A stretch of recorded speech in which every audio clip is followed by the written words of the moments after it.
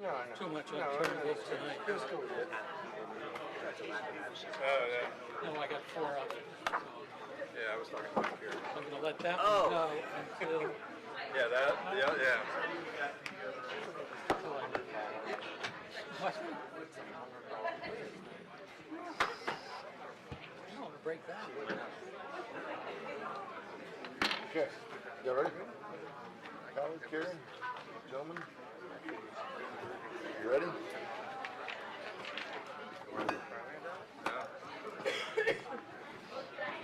right, you ready? You got prepared for the long meeting. Yeah, well, I was running out here, so I had some backup, but they didn't have my cinnamon, so Oh, no. yeah, it is what it is. I'm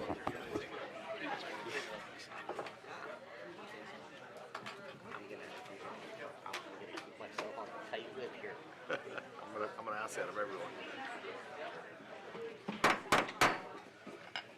All right. Good evening. The regular meeting of the City Commission for Tuesday, June 25th, 2019 will come to order. Please silence all of your cell phones. City Clerk, if you would call the roll, please. Mayor Owen, Here. Vice Mayor Hartman, Here. Commissioner McGurk, Here. Commissioner Colodi, Here. Commissioner Sachs. Here. Thank you. All right, next item up is the invocation and pledge of allegiance. Before we go into that, we got many special guests in the audience in the way of citizens and staff members, but we got some really special guests here tonight, members of the SODAS group. SODAS stands for Save Our Daughters and Sons. Very clever name. And they had the chance this past week to come out and spend some time in City Hall, and they've been over the course of the program spending time under Reverend Dove's leadership, honestly, I can't tell you what all they do, but I know they're spending a lot of good time with a lot of good people in the community, and I think that's going to pay tremendous dividends. And so we're going to have them come forward during the invocation, and then when that's finished, they're going to lead us in the pledge. Before that, though, I just have to share one story. So they were here, and they had the chance to come up and sit up here, and then we were talking about just city government and local things.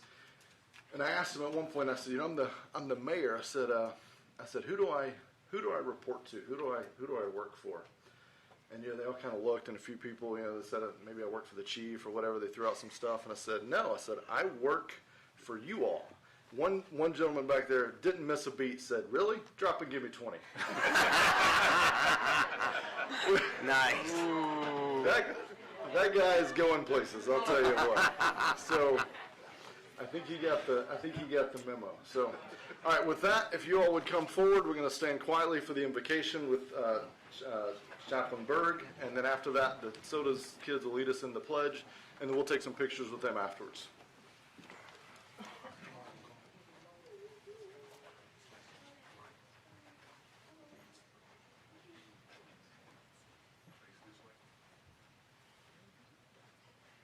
Let us pray. O God of unconditional love and radiant light, we are grateful for your presence among us and in our city and communities in which we live and throughout the world. We have grateful hearts tonight for these young people who stand here and are setting their hearts to doing good things, to participate in the work of making this a fine community. So we ask your blessings upon them. We're grateful for the opportunity for us to work together in the recreating and transforming of the world in which we live, right here in New Smyrna Beach. So we ask your blessings upon the work that we will all do together tonight, upon our dedicated Mayor Owen, our city officials and the commissioners, and all who are participating in the work that needs to be done. We ask your blessings upon our citizens and all who visit this incredible, beautiful city. Enable us to work together now in harmony and with respect for one another. And may your peace be realized in our lives and genuine joy be made known in the work we do. Amen. Amen. All right. Turn around.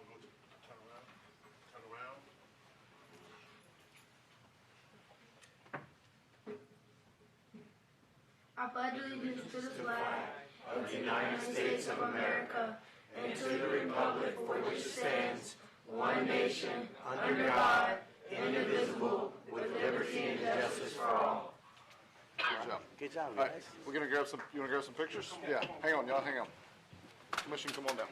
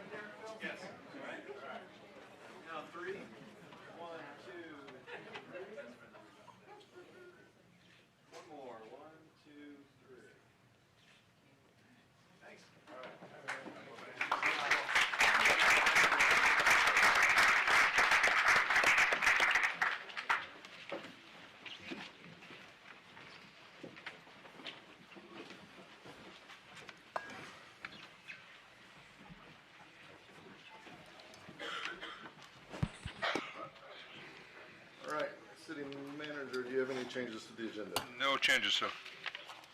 If the commission is okay with it, I was just gonna tweak the order of the announcements and presentations a bit, just so I don't have to go back and forth to the podium. So I was gonna do B, D, E, A, C, so all the proclamations and preservations first. So we're gonna do item B, D, E, and then A and C, if that's okay with everyone. It's fine. Good news. All right, so with that, Brian?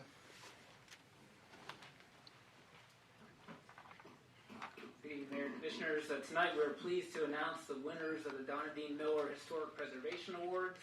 These are selected by the Historic Preservation Commission based on a review of eligible nominated properties. There are two categories, non-residential and residential, and we have a PowerPoint showing some of the winning properties. You go ahead, Kelly, fire that up whenever you're ready.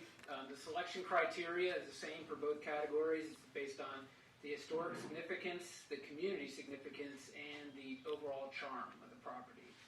So we can go on to the next one. All right, first our non-residential winner. We're pleased to announce that property is 916 South Riverside Drive, and accepting that award is Mr. Scott Smith. Mr. Smith is here in front of us tonight. No, maybe not. There's a couple photos there of 916 South Riverside Drive. Again, it's our non-residential winner. Moving on to our residential property winner, that is 206 Florida Avenue. And accepting, if they're here tonight, are Patrick and Julie Roush.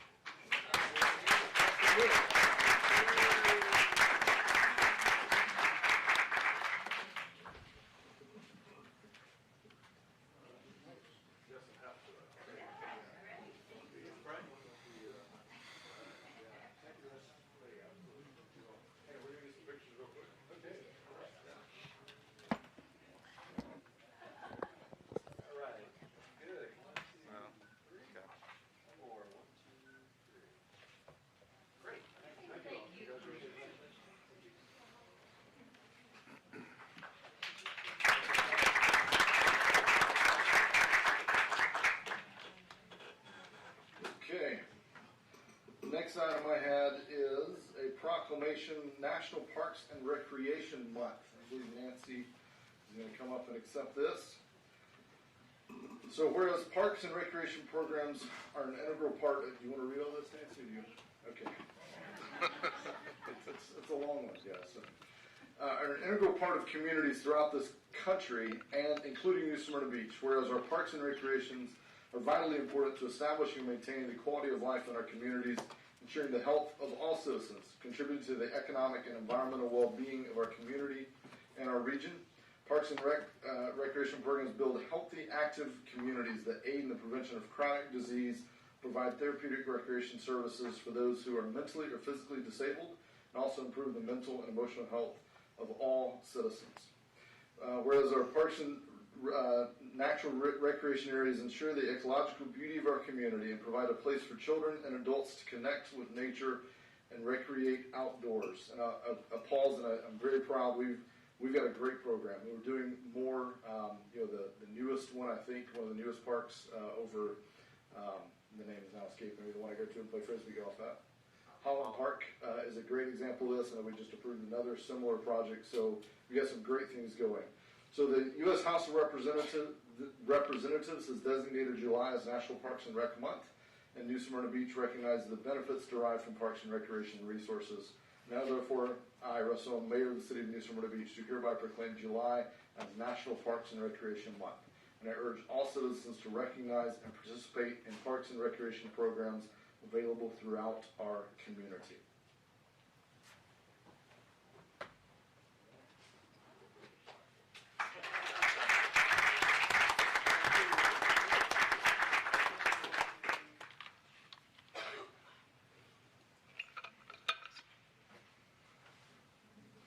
And the next one is a proclamation for Joyce Cusack Day. The Honorable Joyce Cusack, serving Volusia County and the citizens as the at-large representative on the Volusia County Council since 2011.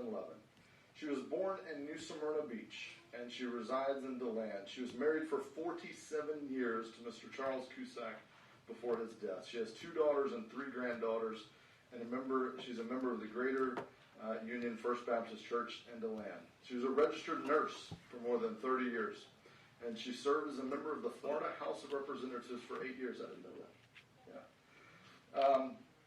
Her community service dedication was prevalent during her career, to include serving as a board member on Bethune-Cookman University, Boys and Girls Club of Volusia and Flagler Counties, Community Outreach Services, the Daytona Beach Community College, DeLand Citizens Advisory Task Force, Department of Children and Family Services, Florida Hospital, the Florida Bar Grievance Committee, United Way of Volusia County, the NAACP, DeLand Economic Development Board, Health and Human Services Board, and the American Heart Association. She received an associate's degree in nursing from Daytona Beach State College in 1971, a bachelor's degree in psychology from St. Leo in 1981, and an honorary doctorate of law degree from Bethune-Cookman University in 2008. Whereas we recognize her dedication to Volusia County and the sacrifices she has made in order to serve the citizens of Volusia County. And as an expression of our gratitude for her exemplary public service, we salute her and her family. Allen Chapel AME Church will honor and celebrate the life and legacy of former County Commissioner Joyce Cusack on Sunday, June 30th, 2019. And she'll be there, right? Yeah. And I'll be there. And I think a few of the commissioners are hopefully joining. Now, therefore, I, Mayor Russ Owen, City of New Smyrna Beach, and on behalf of the City Commission and the citizens of New Smyrna Beach, proudly recognize the Honorable Joyce Cusack and further recognize her wholehearted devotion to the citizens of Volusia County. And do hereby proclaim June 25th, 2019 as Joyce Cusack Day.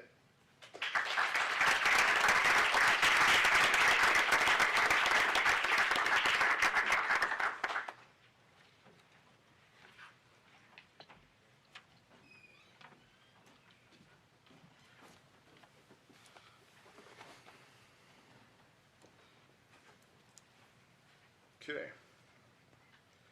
Now we will jump to item A, a report from the Homeless Advisory Committee and staff report on city initiatives to assist the homeless. Chief Coffin has some comments, and there may be others I think that are presenting as well, or is it just you? Well, it's definitely not just me. Okay, I didn't think so. Before we dive into this, I'll just say a couple of things. This is really just our first kind of dipping the toe in the water of this conversation. We're not solving this today in New Smyrna Beach. There's a whole conversation around homelessness and affordable housing and all those things. We have a dense agenda tonight, so I would encourage us, let's receive the information that will facilitate further conversations. So with that, I'll turn it over to Chief. Thank you, Mr. Mayor. Just by way of how we got here, in October of 2017, after we had the Hurricanes Matthew and Irma, it was very clear at that time that there were still some unmet needs of the homeless and disadvantaged community. There's city and community leaders got together, and we had a homeless summit in the Brandon Center in November of 2017. From that, the City commissioned an advisory committee to research what programs are currently available and determine what steps can be taken to assist the homeless. After several meetings, including community meetings where the public was encouraged to provide input, the committee authored a report that is now ready to be presented to the commission with recommendations for moving forward. And with that, I will turn that over to Mr. Michael Tyree, who is the Homeless Advisory Committee facilitator. Michael kind of kept this ball rolling all through the meetings. Both myself and Commissioner Hartman and many people that are in the audience also attended. So, Michael, you're up, my friend.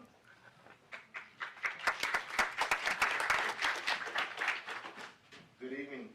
Good evening. Again, thank you, Chief, for introducing me, and I promise that I will be brief. Again, my name is Michael Tyree. I kind of served as the facilitator for this particular project, I guess we can call it. Just to kind of piggyback off of what Chief was saying, back in 2017, in the month of October, we had hurricane, and we had a pretty, I would say, tense encounter that pretty much went viral on social media. I guess we can kind of talk a bit about that later, but sort of created the opportunity or awareness that there needs to be a conversation had around homelessness in this particular community. And so what the folks in this community did that I was not a part of is organize what they called a homelessness summit. And in this summit, we had what I call a collective dialogue about this issue that is homelessness. There were folks, we had close to 100 people in the room, and we engaged in some pretty interesting dialogue, and one of the takeaways from that particular session was that we needed to form a committee that would keep this conversation going, because too often we talk about things and, that's it. But we organized, we said that we wanted to have a committee that would keep this conversation moving forward so that we can potentially move to some solutions. And so I will kind of give you guys a brief overview of those particular sessions, who was in the room, and give you some of the recommendations that the committee had. And if you have any questions, myself, Chief, Donna, Reverend Dove, Commissioner Hartman, or Donna Hinkle, I saw back there, could possibly answer some questions.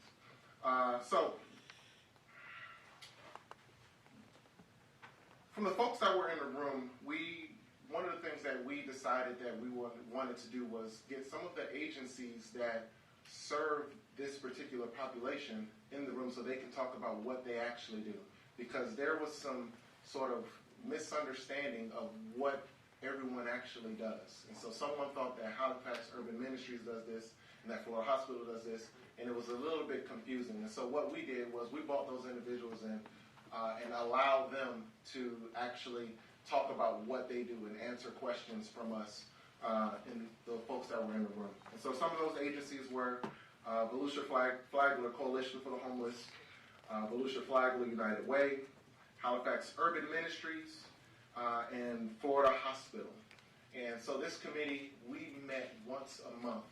And each month we had an agenda, a set agenda, and a part of that agenda was we invited one of those agencies to come and talk about what they actually do in our community. And so some of the things that were moving or started moving once we began to meet back in 2017 was a few things on this list here, and I think you guys have the report. So a part-time case manager is housed at Island Chapel AME Church every Wednesday, and Reverend Dove can speak to that.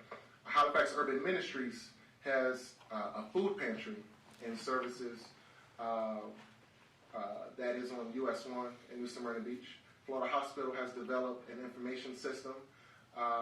Volusia Flagler United Way was non-committal to at the meeting. In addition to that, Volusia Flagler Coalition for the Homeless committed to assisting and training any agency who wants to be a part of the Homeless Management Information System, HMIS.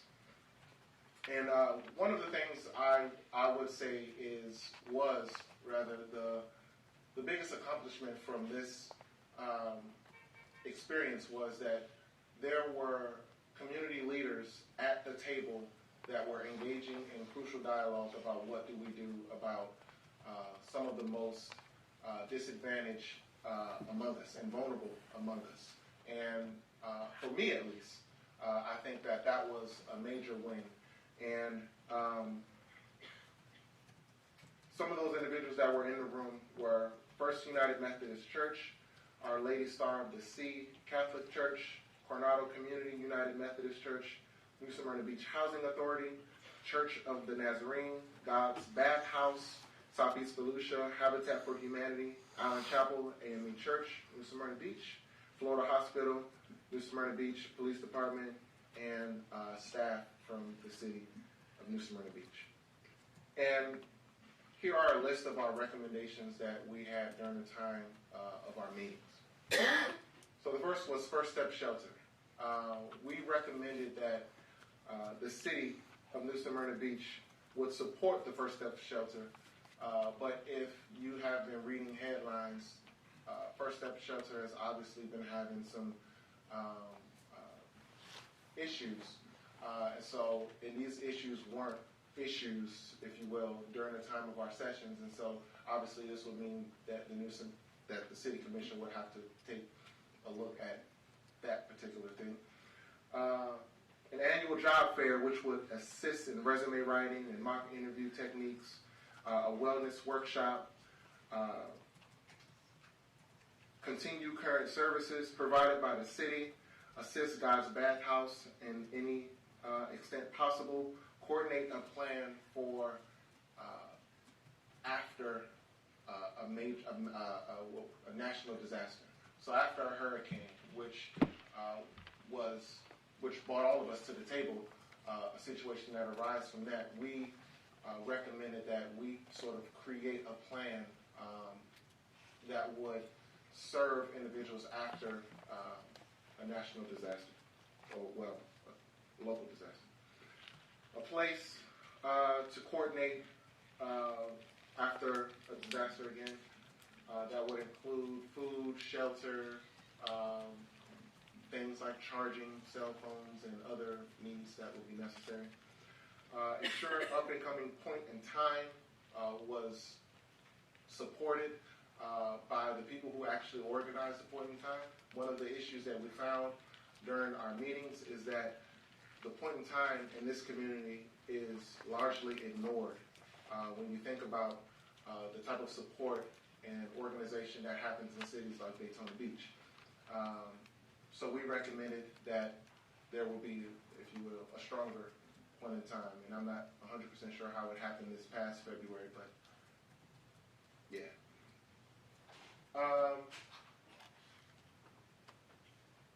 And I'll stop there, and I'll answer any questions that you all may have.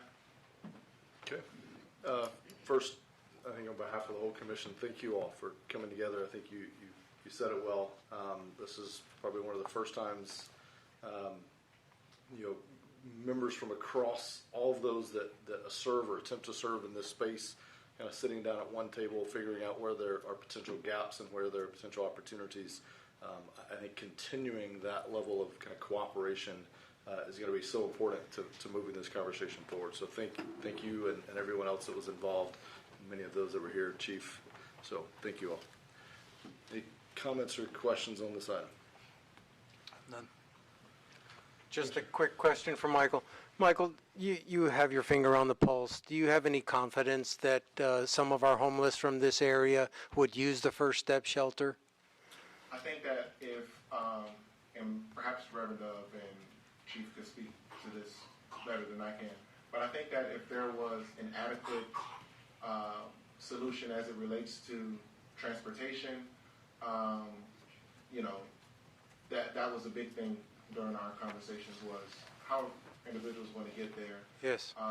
And would individuals be willing to actually go there? Yes. So I think if we really understood what directly impacted individuals wanted or needed by having conversations with them, I think that I think it can be an adequate solution. And I'll say this to Mr. Mayor, that we invited individuals who were homeless to these meetings, and they attended these meetings. And one thing that I was able to infer through their stories was that they just wanted to know that their stories and their problems are being heard by decision makers. And I think that was, for me, something that I think you all, as decision makers, should know. And I think that was a major thing that occurred in this session. So, yeah. Michael, thank you for your advocacy for humanity. I was just a facilitator. The leaders are in this room. So, as I mentioned, I think this, and I talked to staff about this before when I saw this on the agenda, I think this is the first of, this is the first step towards action. You know, I don't want to just keep talking. I mean, we at some point do have to make decisions and make, make a call on this. We do have some stuff coming at us. You mentioned the First Step Shelter. We've all been following that. They had a meeting, some representatives of some of the charities involved with that had a meeting with me. I would say maybe if over the month of July, while we've got some time away, I think we come back after that break and this is something we can kind of hit hard. In the meantime, I hope to meet with groups like this individually where I can really get in the weeds with you and understand what's been done, what can be done, talk more about the First Step Shelter and other alternatives to that. So I think this is a great kind of jumping off point. And we've got to keep this going, though. But I don't want to see this die on the vine. I mean, too much work has been done, and there's too much good to be done. This is just that first step towards that. So thank you all. Chief, anything to add?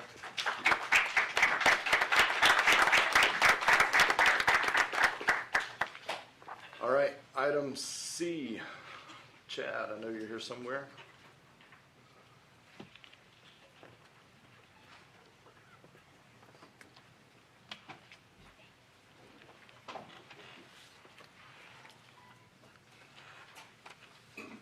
Good evening. Hope everyone's doing well today. Have a presentation that is being pulled up right now. So I'm here today, Chad Truxell, Marine Discovery Center Executive Director. 2011 was when we came on the site of the old New Smyrna Beach High School.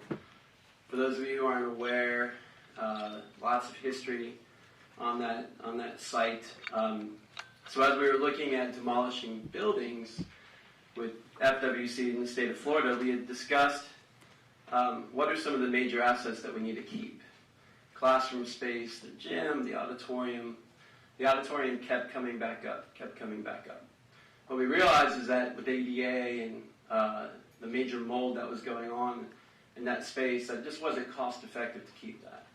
So it was at that moment when we all collectively said, well, let's look at demolishing this building and coming up with an amphitheater. And so that's where we are today.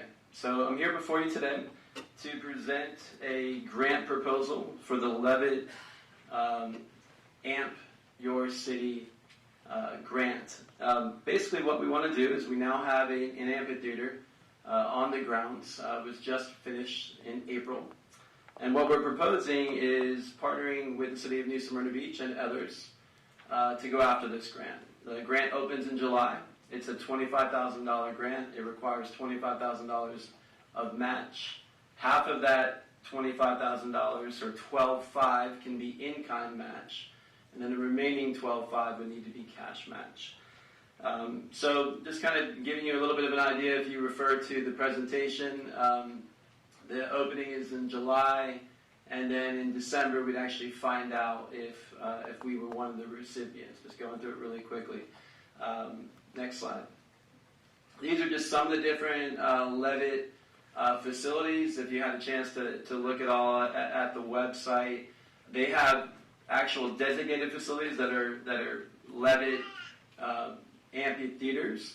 around the country. But then there's other cities that apply for these funds, just like we're going to apply for these funds. And Ocala is the only other one in Florida. And the idea is to use music to provide 10 to 12 free musical events in the community as a way to just create a stronger sense of place, a stronger sense of community. And of course, with that site and all of its history and this community, I think it would fit very well. The time frame is from May through October 31st.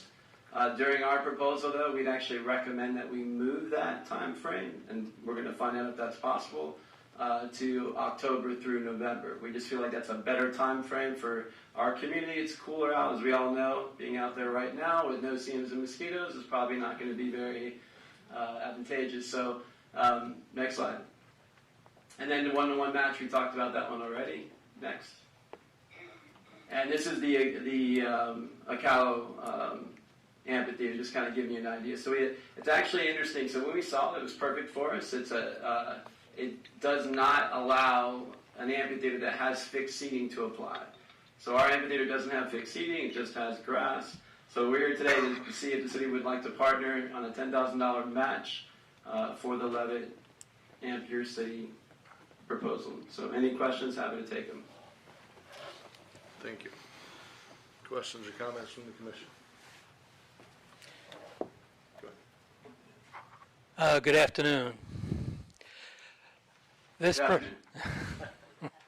it's getting past that, but this would be a one-year program. Yes, it's a one-year program, and then so it's 1 year for 10 to 12 events for 2020, and then if they like our proposal, we potentially could be put into the running for a 3-year grant where we wouldn't have to apply, but we won't know that until or if we're chosen. Right, depending on how many people actually come and how the program's run. Correct. Okay. Sounds like a good program to me.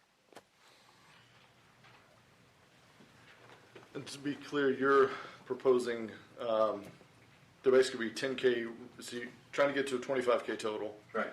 10K of which coming from us, essentially, tonight. 5K coming from other funding sources. You're out there beating the street, raising other funds. Right. And then the delta is matching in kind. Correct. And if possible, if we can get up even higher, that's what we're going to try. I mean, it would be great if we can get 25 in cash match. Yeah. And then the in-kind will just be extra. Okay. Any other comments or questions? So, a question for city manager is, we just had an hour-long budget presentation. Do we have the budget? Where is this?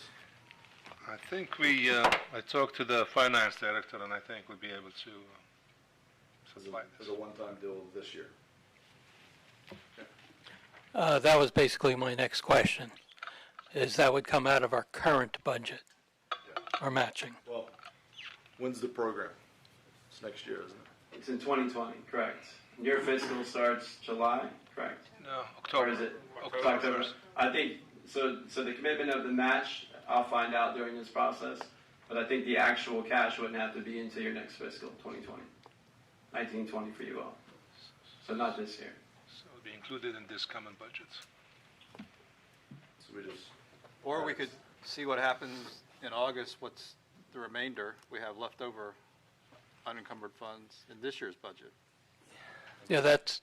Commit those at that time. Yeah, but I'm going to bet the accountants aren't going to let you do that. I'll just tell you. If we're not spending it until later, even if we cut the check now, they're gonna post it to the next year. Would be my bet. I used to try that trick all the time. The accountants always call me.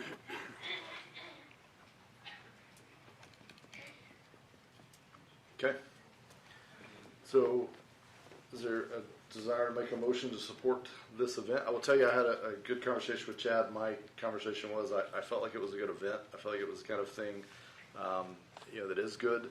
My desire, and I was very candid with him, was I don't want to be a long-term partner. This either works or it doesn't. It stands on its own 2 feet or it doesn't. We can help maybe incubate it, and then we're past. And either the community comes together and rallies around it, or they don't. But I don't want to be here for 10K every year for the next 50 years. because we just had a presentation on homelessness. We have a lot of issues. So, Yeah, agreed. and this, I mean, it's two separate things, but I'm just saying, I don't want to get on the hook for this forever, but as a one-time shot, I think this would be great to try to fund, if we can fund it, so. Mr. Mayor, I'll make the motion that we support the MDC. Okay, we have a motion to support it in the amount of 10,000? That's fine. Requested? Yes. Okay. I have a motion to support this in the amount of 10,000. Do I have a second? I'll make a second for discussion. Okay. You had mentioned the various other sources where you're going to be looking for funding. Is there any chance that if we promise to contribute $10,000, it may come out to be less if you raise more money elsewhere?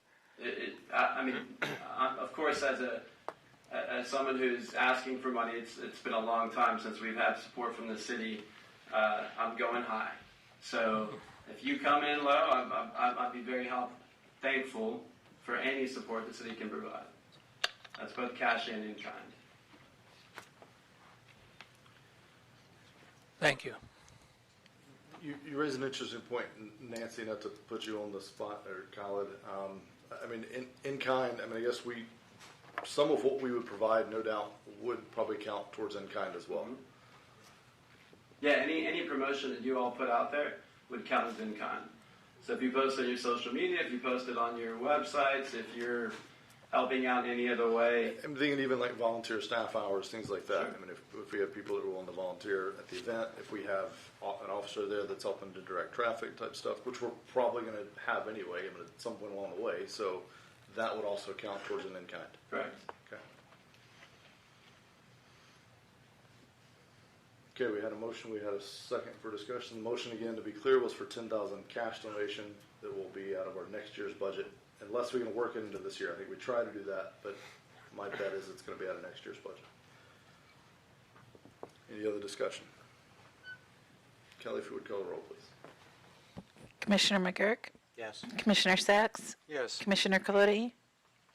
Yes. Vice Mayor Hartman? Yes. Mayor Owen? Yes. Thank you. Thank you. I'll do my best to raise more money, so it doesn't have to be so much. Appreciate it. Thank Thank you. you.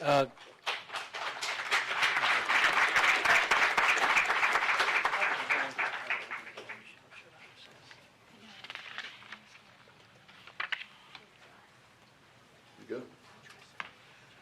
I'm good. Next item up is public participation.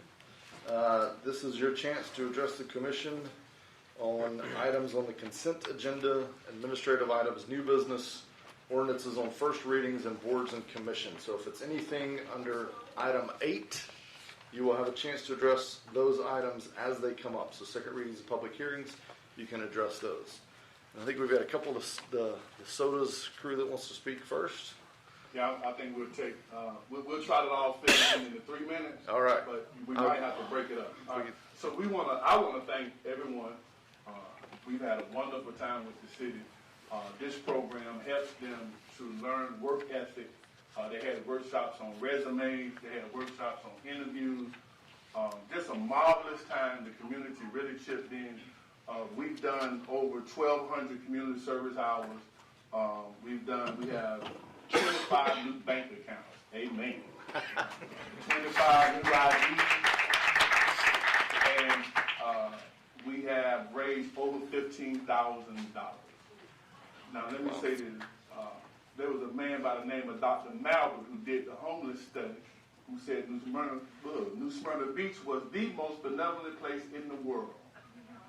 Cool. And it is true. We were in Corkscrew the other day having lunch, minding our own business. And a young man decided to pay for everybody's meal. And so I think that's what New Smyrna Beach is about. I think that's what America is about. And so they just want to say thank you real quick.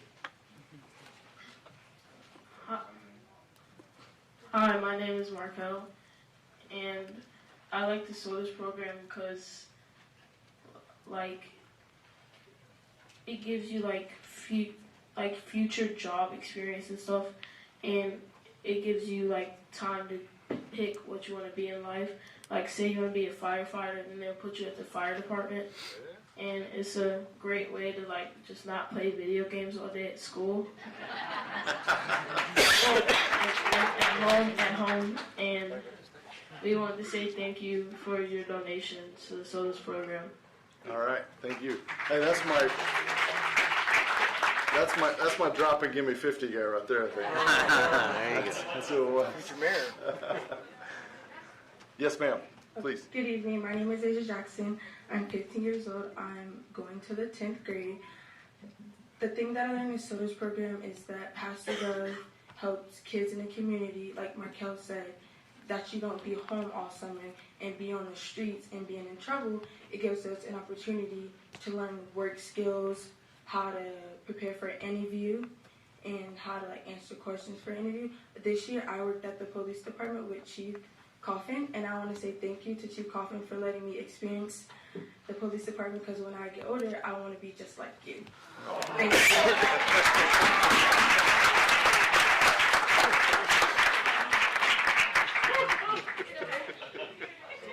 Hi, my name is Kalia Booth, and I'm 15 years old, and I'm an upcoming sophomore at New Smyrna Beach High School. And I've had the opportunity of working with Chief Mike Coffin and Officer Jessica, and I've been working with Reverend Dove for 3 years, and I really just want to say thank you for the opportunities that you have given me. And during my 3 years, I learned how to manage a bank account. I learned about human diseases, and it's just a lot of stuff that kids just can learn. So I just want to say thank you to you guys.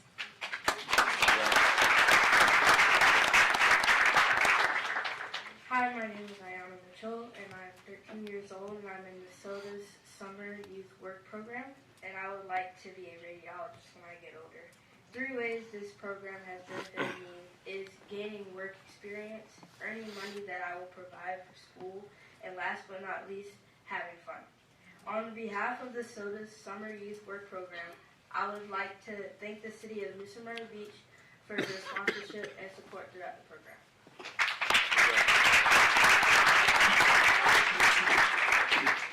Hello. You good? Hello, my name is Tyler Green. I'm 17 and I've been in the SOTUS program for 3 years. Some benefits of the SOTUS program is we have learned responsibility and work ethics. I want to give a thanks to Ms. Jessica from the police department for allowing me to help out around the police department. And I want to give a big thanks to Reverend Dove and anyone that has contributed to the SOTUS program. So thank you.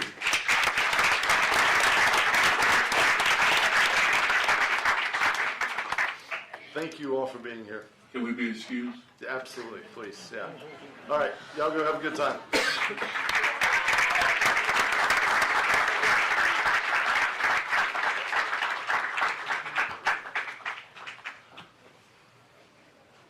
All right. Others for public participation, come on forward. Please state your name and address for the record. We didn't make all the kids do it. My name is Warren Anderson, 1211 Commodore Drive, New Smyrna. I'm here and I'd like to voice my concerns in the proposed mooring field project that's out there. At this time, I cannot support the mooring field because of too many unanswered concerns. Talking to my neighbors, I have been fielding the concerns and finding that there's not enough information out there for an informed decision. For a couple example highlights that came up talking to my neighbors was in the environmental impact aspect of it.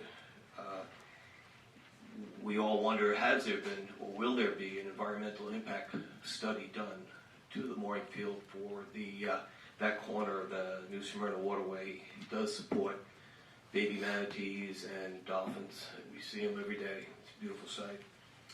Congestion, boat traffic, no wake zone, paddleboarders and kayakers use that area every weekend.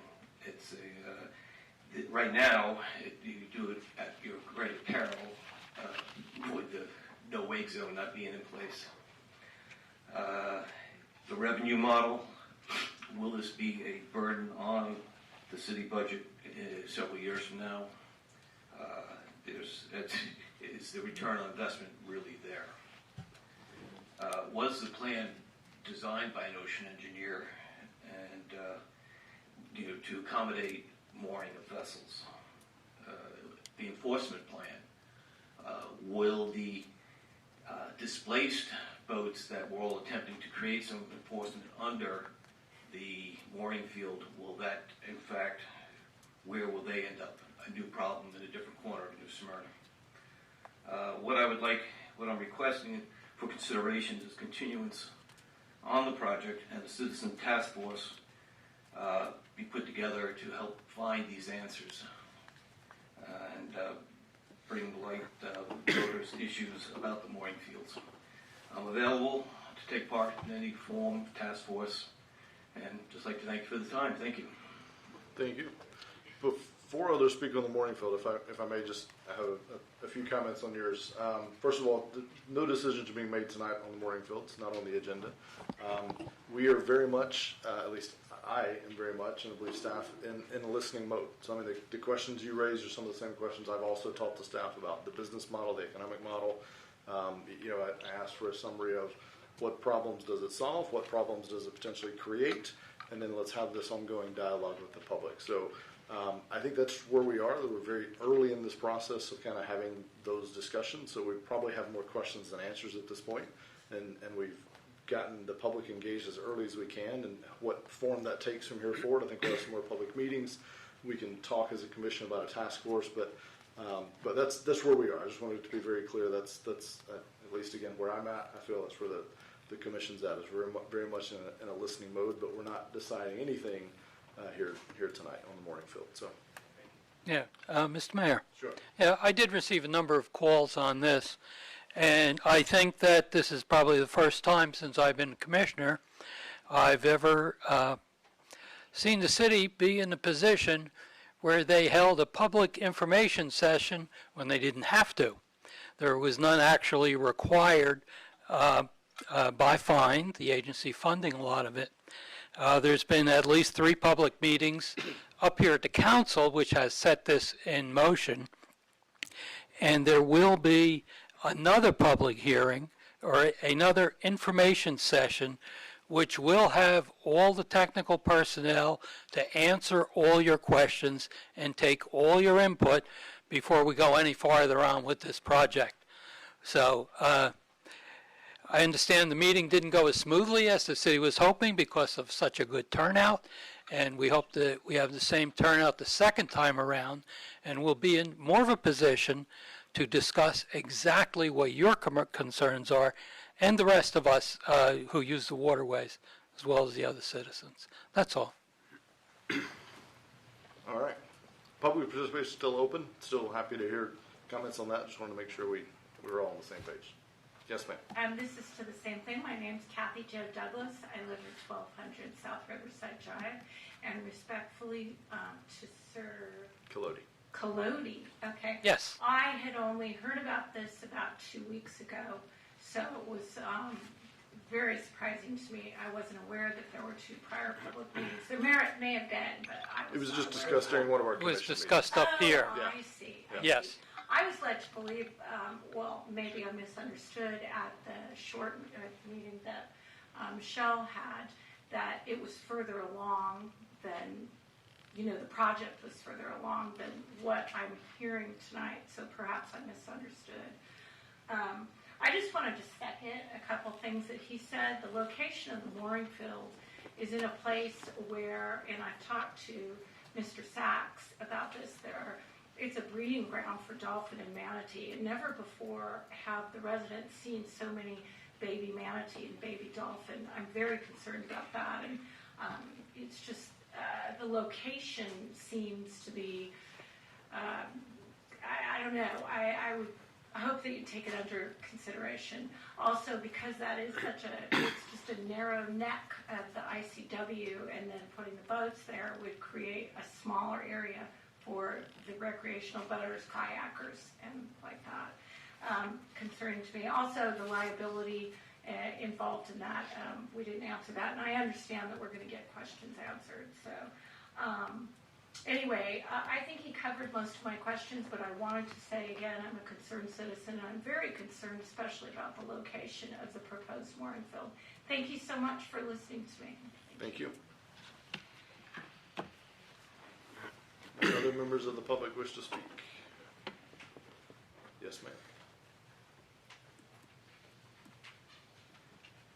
Good evening, Mayor, Good evening. Commissioners. I'm coming to you tonight regarding the homeless and disadvantaged grant that the city provides to the community. A lot of different agencies receive different parts of that grant. The New Smyrna Beach Housing Authority is one of them. We run a community resource center at the 600 Green Lawn Street location, and this grant helps to pay for the community resource manager. The resources that we serve there with this grant is we have Our Lady Star of the Sea that comes in. They give out $10 gift cards every week, up to $100 a week. First come, first serve. We do applications for food stamps and Medicaid. We have a gentleman that does applications for Social Security, SSI, and Medicare. We distribute leach-in detergent from our center that is actually part of the grant. The leach-in detergent is bought by Our Lady Star of the Sea. We distribute it at our location. The homeless are entered into the Homeless Management Information Center, the HMIS, that the gentleman was talking about earlier, and we do work with the Commission on the Homelessness for that. So we do have a trained person. Our community resource manager is trained in the HMIS system, and since January of this year, we have served 538 individuals through our center. We also are doing a summer food program, which is breakfast and lunch for our community children. And we do that 5 days a week, Monday through Friday, and then they give us weekend bags on Fridays. So this grant helps pay for a community resource manager who manages the center, and I appreciate that you would consider keeping this grant. Thank you. Thank you. Mayor, Yes. you should give her name for the record. Oh, did you give your name? Sorry. Name and address. Teresa Pope. Thank you.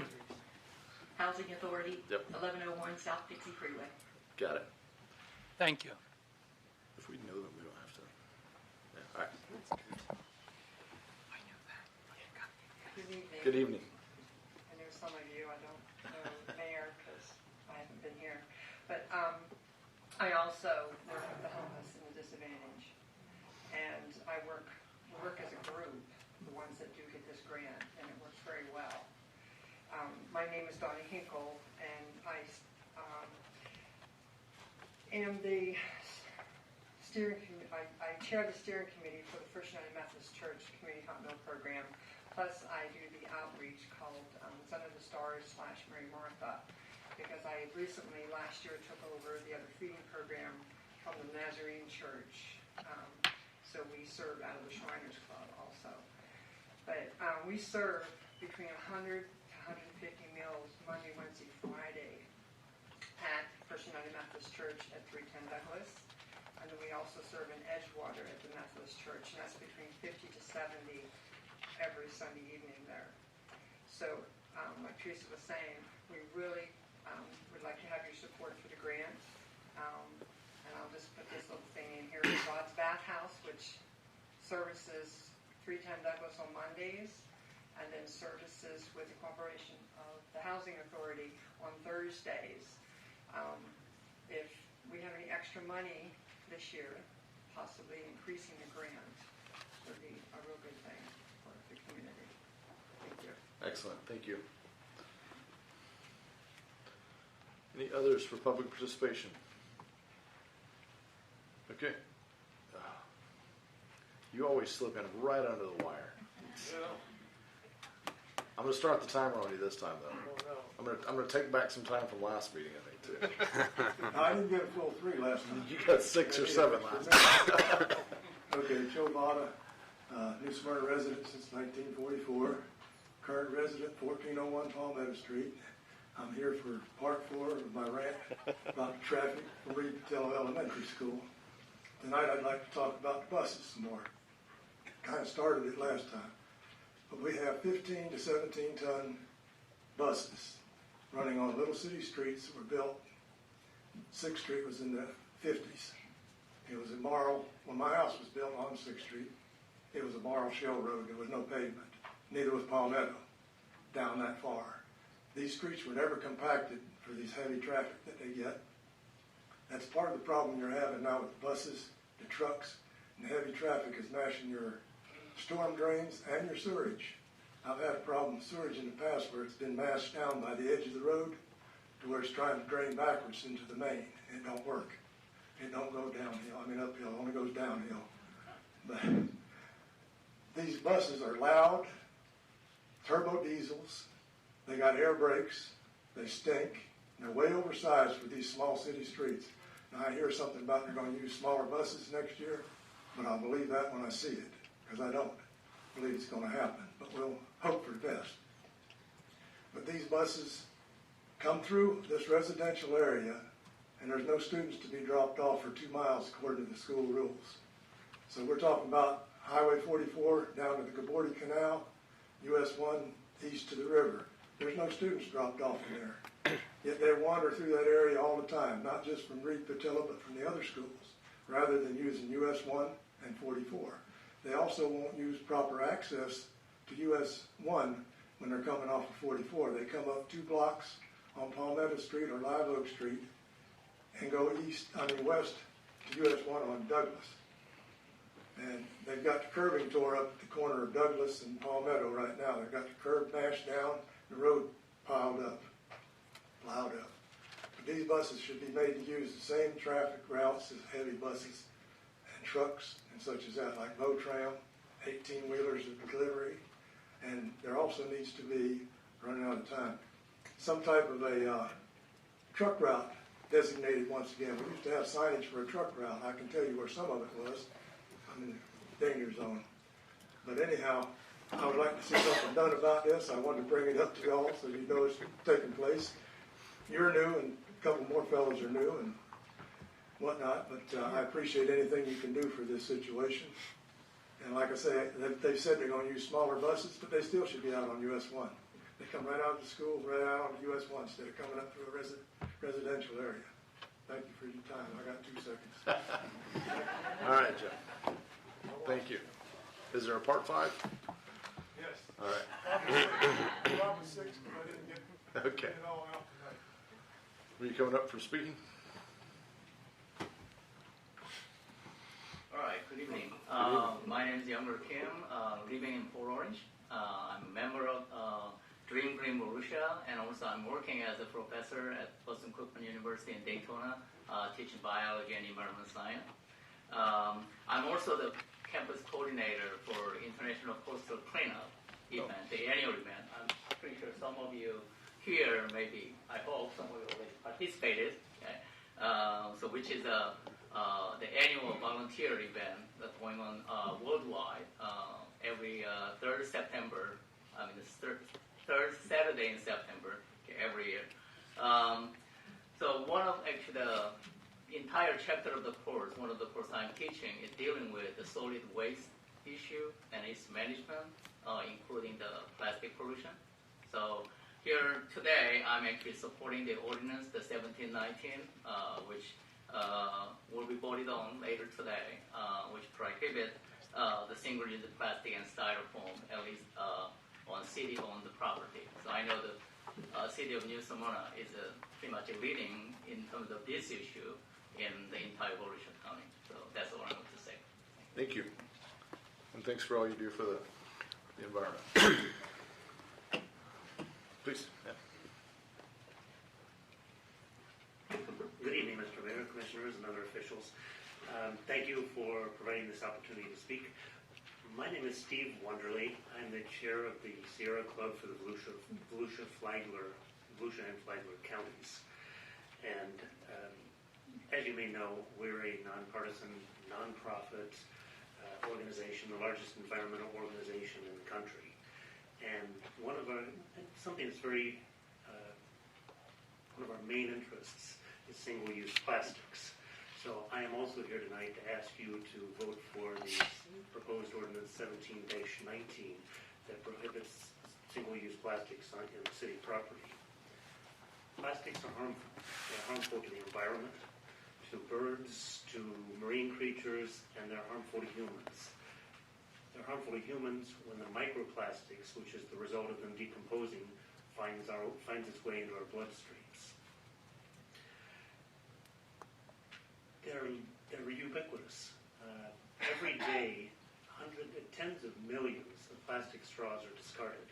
Some estimates are much higher. There may be hundreds of millions every day in the U.S. alone discarded. Plastic straws, for example, are one of the top 10, reliably one of the top 10 materials recovered in beach cleanups. And these things are likely to be around for a long time. Plastic straws, again, for example, take 500 years or more to decompose. Also, they're not needed. They're not needed by most people.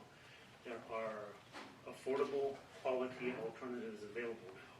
It's not like the old days with paper straws that got soggy and very quickly. There are good alternatives now.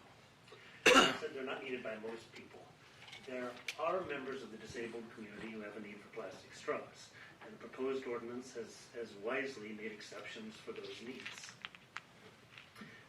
They used to add lead to gasoline.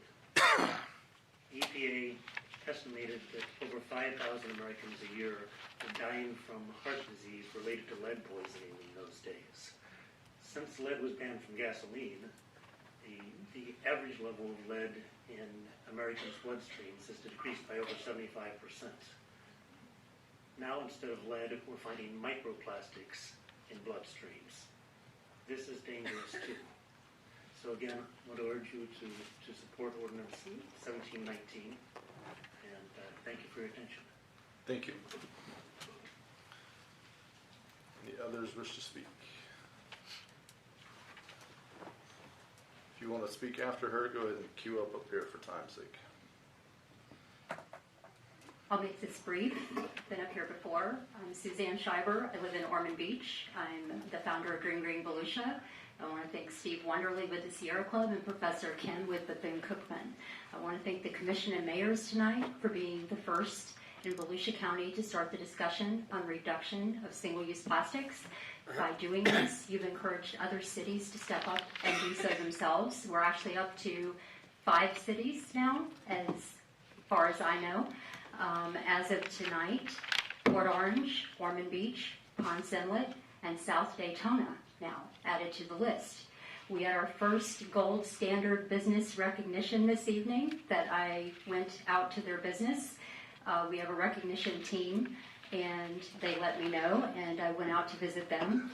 Dylan Smith with Go Juice on Flagler Avenue. He uses papaya straws, which I think you will appreciate. That was the first time I saw that. And many compostable products, which go to Blue Carbon Compost, which is also in New Smyrna Beach. And he offers a discount to his customers that bring their own reusable bottles. So we have to start recognizing these businesses that are doing the right thing. That's what Dream Green Volusia is doing. And we just want to support the Ordinance 1719, and I want to thank you all very much. Thank you.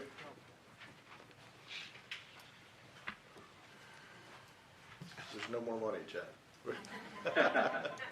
Make me feel really bad, Mayor. No. Chad Truxell, Marine Discovery Center. Also want to thank you all for bringing up second reading here of Ordinance 1719. It's been a long journey, if you will. We've been working from the ground up, working with local businesses to educate them on alternatives and things that they can do, from just not offering to just educating your staff a little bit more about reduction, which helps save money.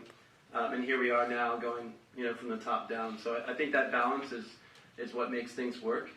So I just want to applaud you and hope that everyone supports it. We're going to continue our fight, working with Dream Green and other organizations on microplastic sampling, as well as education through the Chamber of Commerce and through other groups on how we can encourage businesses to do the right thing. One more thing that I'll mention to you is bioplastics. Your ordinance talks about alternatives, and I think it's vague enough in there to where a non oil-based alternative is accepted, which I think will be fine, but just as a reminder, even plant-based plastics can still persist very long in our waste stream or in our environment. They tend not to be recyclable, and they can even be, somewhat problematic at this point. They are compostable commercially, but that's still a challenge on a larger scale right now. So, thank you. Thank you. And thank you, Chad and the others, the groups.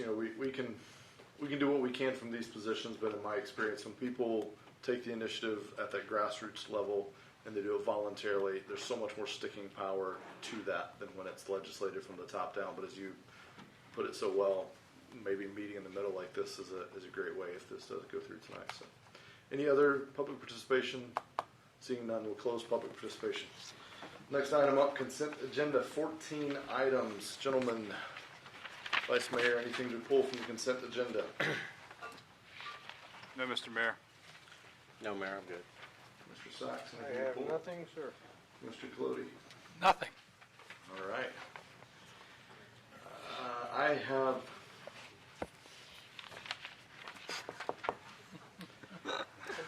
I hate to be the one to break How the can you, after all this? I know. I have nothing to pull. Just Do I have teasing us. do I have a motion on the consent agenda? I move to Second. approve. We have a move to approve. We have a second by Commissioner Sachs. Kelly, if you would call the roll, please. Commissioner Colodi, Yes. Commissioner Sachs, Yes. Commissioner McGurk, Yes. Vice Mayor Hartman, Yes. Mayor Owen. Yes.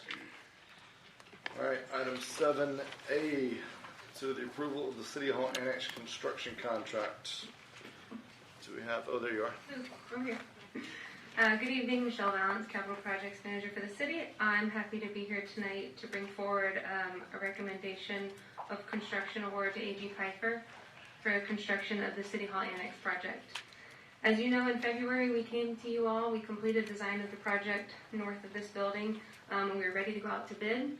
We placed the project out to bid in March of 2019 and unfortunately received no bids in April due to a booming construction industry and not enough time from contractors to solicit and return valid bids. Staff was able to meet with the contractors, put together a revised conformed set of drawings and construction documents and place the contract back out May 4th, 2019. On June 11th, we were successful. We received 5 construction bids for the project, so a very nice turnout there. One bid was deemed non-responsive, but we did have 4 valid bids for consideration, and the low bid tonight for the base bid contract is A.G. Pfeiffer at $3,965, $434.87.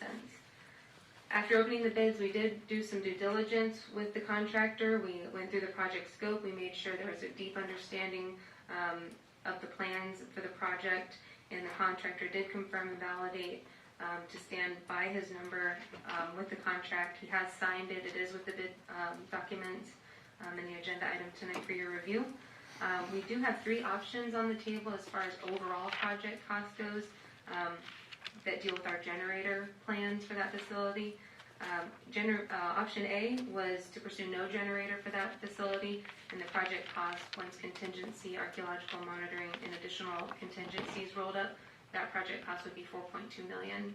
Option B would be an option to consider adding a generator for that facility and maintaining our current generator that services City Hall. We would have 2 generators in this plan. One building could support the other if there was ever a need to do so, and if one of them failed. Option B is coming in at $4.4 million.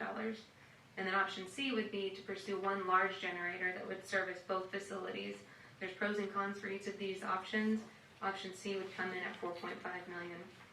Staff is recommending for commission to support option B, which would be to approve the construction contract award, as well as the owner procurement of a separate generator to service the City Hall Annex. Once approved tonight, we would pursue purchase orders and be underway with the pre-construction meeting early August. It's an 11-month contract. We'd be hopeful to be moving in this time next year. Happy to answer any questions you may have. Mayor, if I may add to what Michelle has mentioned, that we added square footage to the building department, so that kind of added some of the funds that we have to take from the building department. So we've dropped down to 183,000 from the general fund. And I want to throw on the table another option of not to do anything on the generator, and maybe you could lease the generator in case if something happens. So that's another fourth option for you. And this building we're in has a generator, right? It does have a generator for this one, but we're talking about the other one. No, but saying from a complex standpoint. Yes. Have some power. Yeah, and during disasters and hurricanes, you can actually, there's companies that you could lease big generators from. So that's another option. Okay. All right. Gentlemen, do we have some discussion on this item? Commissioner Colodi. Yes, I've gone over the bids, the results, the contracts, the options, everything else with our staff. I'm very pleased with the way it worked out and how it was handled. I too support option B. I appreciate the option to go out and rent.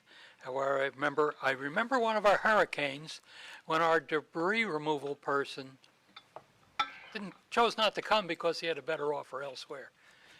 So I would like to put this to bed now, buy the generator and have it there and have it available. I also want to point out that in the careful reading of the bids, there was an area where a minor change could be made to our general specifications that will help us out in the future, and that's been taken into account too. So I'm very pleased to see that this could move forward, and I support option B. Okay. Any other discussion? Just a question, Mr. Mayor. Sure. Is there a tremendous cost differential between renting a generator or purchasing our own? What was it, approximately $100,000? Yes, to purchase the generator is 100,000 plus you have to add the building to it. So, leasing a generator, that depends how many hurricanes you have and how long do you use it. Michelle, I just have one question real quick. You and I talked about trying to save as much as we can of the beams and some of that stuff. I know that can quickly incur costs, so I obviously don't want to run the price up, but is that contemplated at all, or do you think that would just be additional cost if we wanted to get into any of that? It wouldn't be an additional cost. If there's wood that is to be taken out, which it actually is quite limited Okay. in a salvageable state. Yeah. Some of it is considered Yes. damaged, but Yeah. the contractor would be working with us. He would set it aside for the city to acquire and Okay. find a storage place for it. Okay. Thank you, Mayor. I think my only concern is I think we have about a 5% contingency on it. Yeah, we're carrying 7%. 7%. 7,000. Okay, rule of thumb is usually 10%. I'm not gonna split hairs over it. We've had a low contingency in the past with projects, and staff has brought them in underneath that contingency. So I love this project. I think the most important part is that we're able to purchase and retain this historic building. And this is I think very important for this community, and I feel honored to be part of what we're doing over there to save that historic building, which is in my mind one of the most unique historic buildings in town. So with that, Mayor, if you accept the motion, I'll make a move to approve with option B. Okay. I will second that. A motion and a second. Do you have some discussion? Some discussion, I know that we're in the process of doing a solar study. Have you got the results back on that yet? Correct. No, we do not have results yet from UCF. This project is the top of the list for the report as far as output from that group. Right. We need to get a report. They have the energy files that the architect used because there's no billing data on that building. They're going around the existing facilities and, getting billing data from the Utilities Commission to run their energy calculations. So it's a different process for this particular site, having to back into it from a modeling perspective. So we need to get that update. Yeah, because I'd hate to back into it after we've already done the roofing and ceilings and all that stuff. I'm optimistic that it'll time out appropriately, being that we wouldn't start mobilization until August. Okay, can we check on that sooner than later? Yeah. Thank you.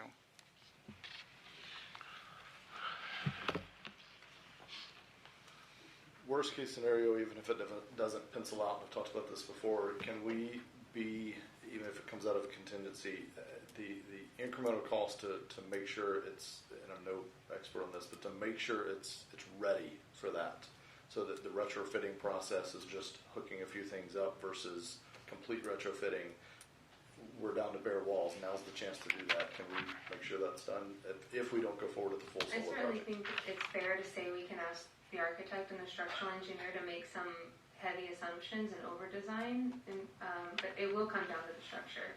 Yeah. There's uplift, wind load requirements on solar panels. That building, is getting some structural upgrades, but the question is, are those upgrades enough to carry the load of all these gotcha. panels Okay. and then the wind load that comes with it? Gotcha. So, not knowing the model they would spec Yeah. for the solar panel at the time, we can certainly ask the question. Okay. Be ahead of it. All right, we had a motion and a second. That was a motion to approve with option B, which is the new generator just for that building. So the one here would exist, and then we would add a new generator that would service that building. If no further discussion, Kelly, if you would call the roll, please. Commissioner Sacks? Yes. Commissioner McGurk? Yes. Vice Mayor Hartman? Yes. Mayor Owen? Yes. Commissioner Colodi? Yes. All right, contract is awarded. Thank you, Michelle. Good job. Item B, traffic calming manual. Chief, you're back up. Good evening again, everyone. As everyone in this room and anyone that's listening knows, our major arteries in this city are becoming more and more congested. As we all do, myself included, as residents and visitors, we find alternative routes to bypass this congestion, these major arteries. Most of that is done on mostly residential streets and some historically other arteries that have gotten people in and around New Smyrna for decades. Many of these streets were not really built for that additional traffic. Along with that comes the complaints that have become more and more numerous from residents that there's an excessive traffic volume, and most of the time that's accompanied by excessive speed of vehicles. So the initial response to those complaints is obviously us. We come out and we do some targeted or directed enforcement to try to curb some of that activity, but that is a temporary solution at best. As we leave, people go back to their normal habits and the traffic increases and the speed increases. Traffic calming is the name given to the various strategies to reduce the speed and volume of traffic, mostly through physical means. Some of those are, as we've seen down here on South Magnolia, some speed humps, speed bumps, there's some electronic signs, but there's also other things that can be used out there, chicanes, roundabouts, and various other things that are available to traffic engineering folks. As we've also seen down here in Magnolia, and I'll use that as the most recent example that everybody's familiar with, the process to do that becomes a little bit unstructured in some areas. Some folks want one thing, other folks want another, and then the traffic engineering folks and the police department, we rely more on the scientific type data to help us make decisions. So the proposed traffic calming manual is more of a structured methodology in which for staff to evaluate these traffic complaints as to whether or not they qualify for traffic calming measures or they should be handled more traditionally through the police department. The proposed manual is before you, includes a flow chart to help us decide some of those avenues of which we can look at. It has a bigger methodology for data collection and priority ranking. The rest of the manual is basically a description of what available traffic calming measures are available for the City Commission to make a decision. That's essentially, in very brief form, the traffic calming manual is proposed before you, and I'm happy to answer any questions that you may have. Thank you, Chief. I really like this. I think it gives us a framework. Ultimately, Commission would be, can still be involved as we have seen in Magnolia, but this gives us something to start that discussion.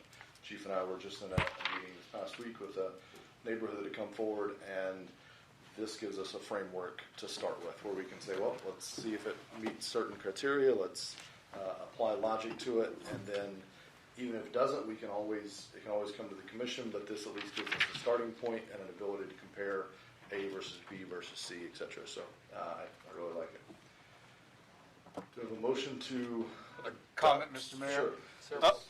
As we experienced with the Magnolia issue, there was a lot of concerned citizens about Magnolia, which at a later meeting, the concerned citizens of Live Oak, and then Riverside, and, then we went on from there. So what I would like to see is, at the very early beginnings of this whole process, is that we get as much community involvement as possible, the entire community, not just a specific street or an area, to see what the true census is. Because we went from, yes, we want this, to no, we don't want this, to where we were taking away stuff that we already put in there.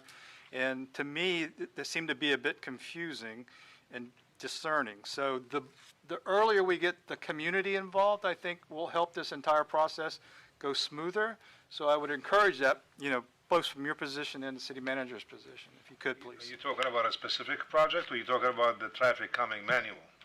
I'm talking about the traffic calming manual. We say once a complaint has come forward. Yeah, once you get into about this. specifics. Yeah. Okay.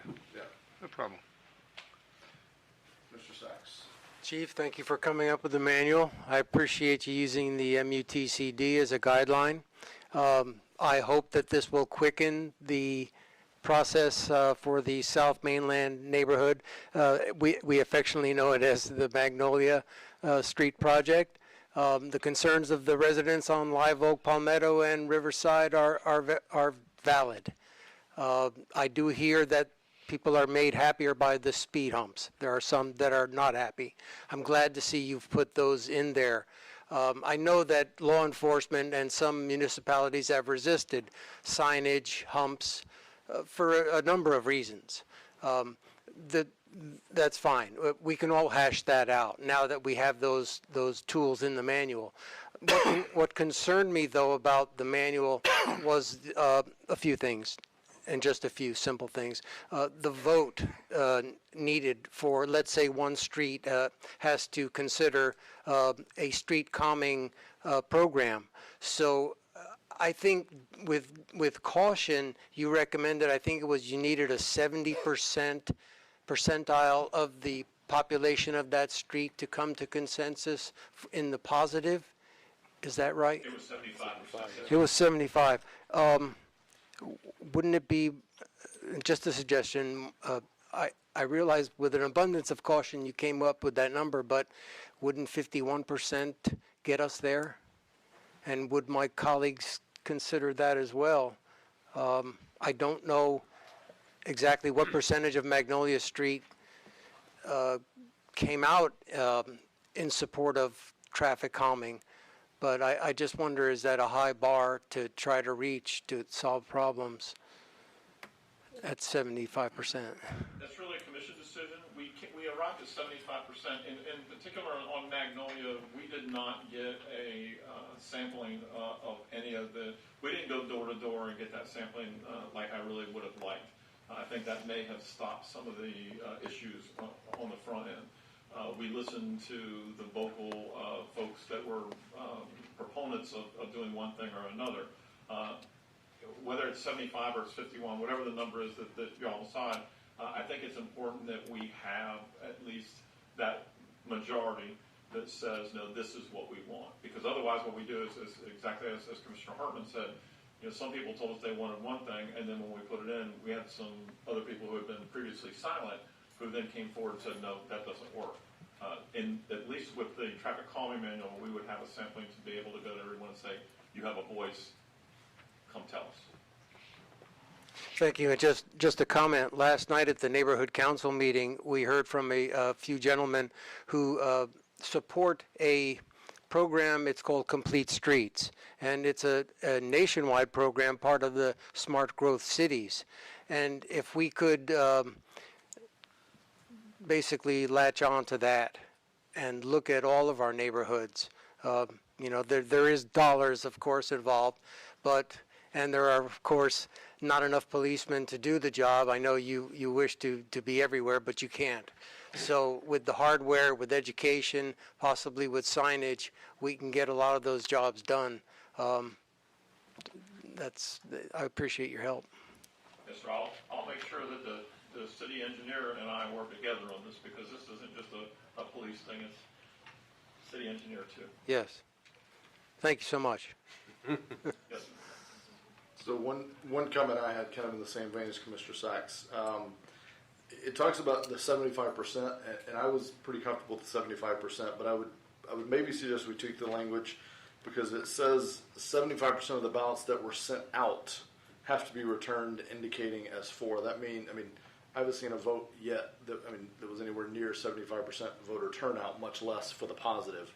That's a hurdle rate that's probably never going to be reached, just because you're not going to get 75% to return the deadgum ballot. So I would say just tweak the language to say 75% of those ballots returned are in favor. If you're not participatory in the program, you lose your voice. That's my thought. We just had a mail-in ballot, and that was coming out of people's pockets, and there was, 30% participation? So theoretically, it makes all the sense in the world, but I think what we're trying to do is have a majority of the people in a specific area that's going to be impacted feel it's important enough, to vote for it, and have a overwhelming majority vote for it. Or what happens is we're going to get stuck with, even with the current language, if we went down to 51%, we're going to have essentially an even room coming in here, and we're going to be stuck with the same situation. I don't like lowering it from 75, but I would be.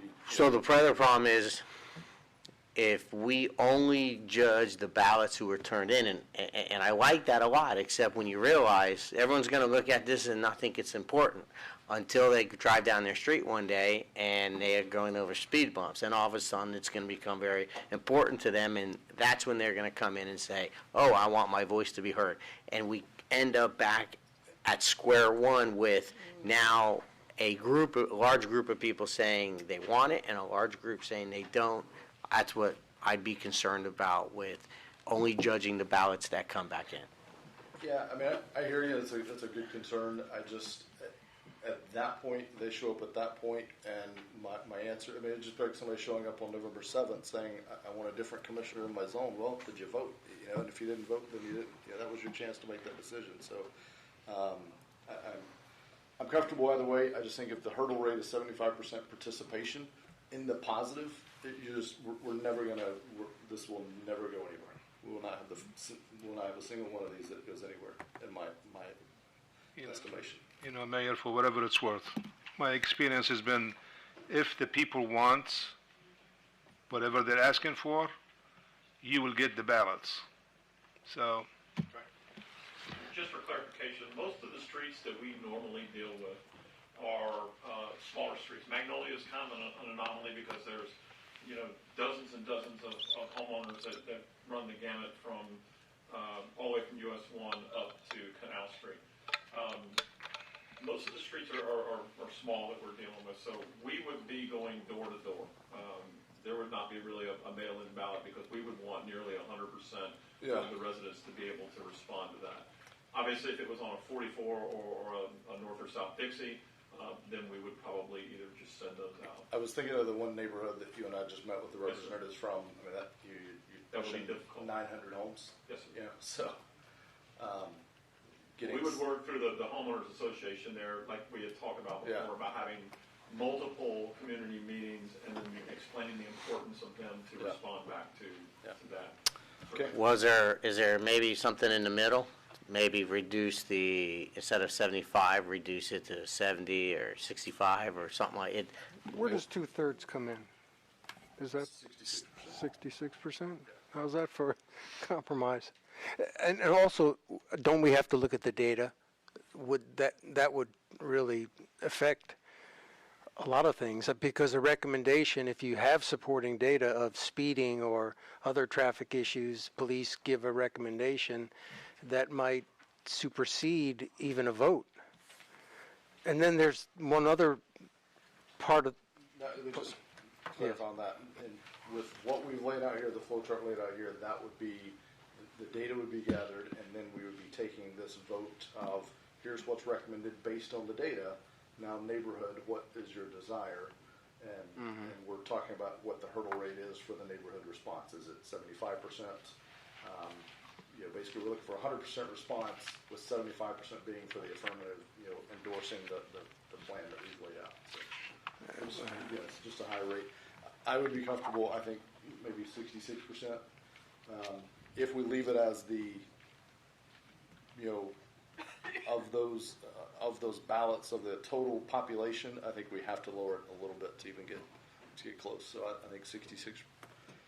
We'll leave off the 0.6, I guess, but I think 66% would be.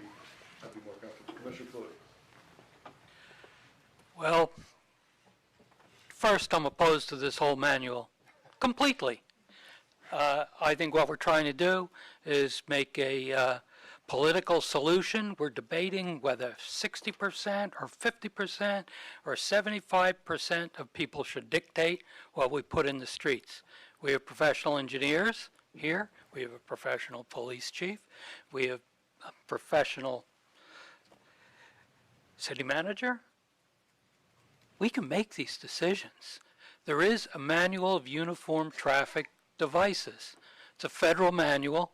It's followed.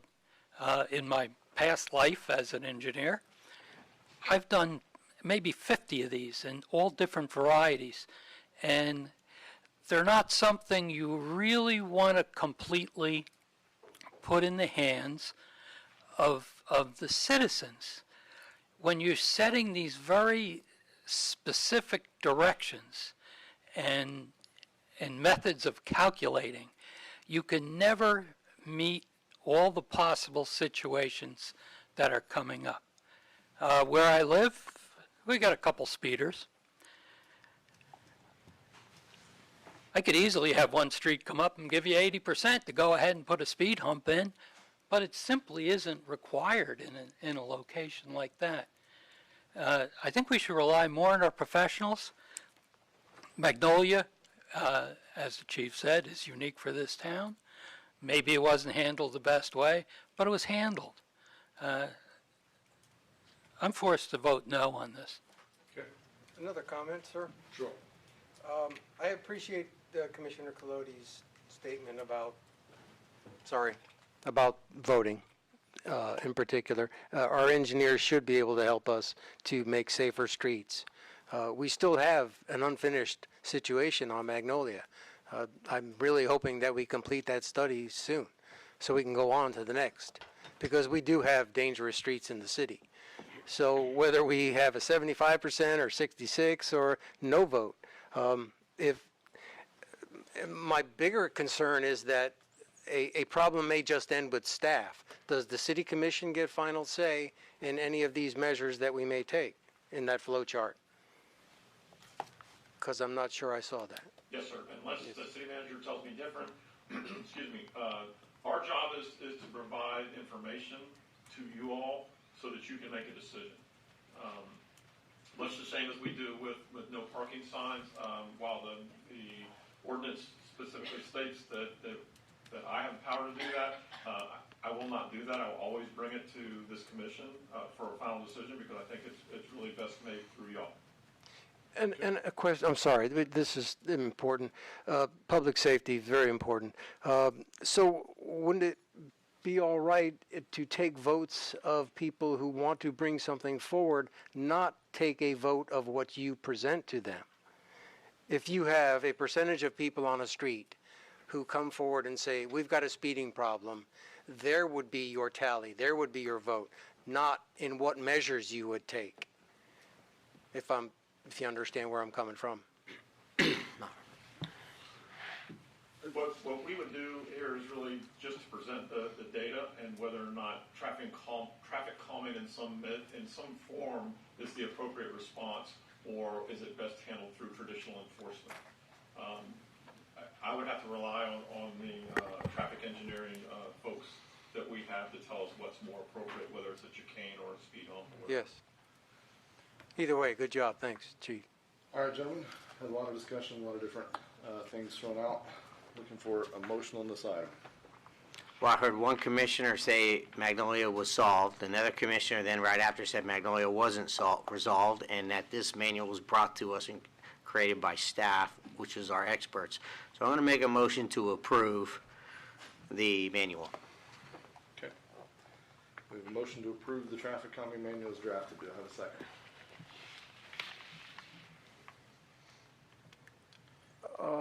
Second for discussion. Commissioner McGurk, you are okay with 60-some odd %? The motion I made was for what staff recommended. We have experts. That's what was recommended. That's what I'm going to adopt. Okay. All right. We have a motion and a second. The motion again was to adopt it as drafted. Kelly, if you would call the roll, please. Commissioner McGurk? Yes. Vice Mayor Hartman? No. Commissioner Clutty? No. Commissioner Sacks? Not at this time, no. Mayor Owen? Yes. All right. Traffic calming manual is not adopted. Before we leave that item, would anybody on the prevailing side like to make an alternative motion or delay this for another time? All right. Hearing none. Moving on. Item C. So the approval of Phase 2 interlocal agreement for affordable housing to McHenry Railroad. Tony, please. Good evening, Mayor and Commissioners. On June 26, 2018, the Commission approved an interlocal agreement with the New Smyrna Beach Housing Development Corporation to assist with the significant need for affordable housing.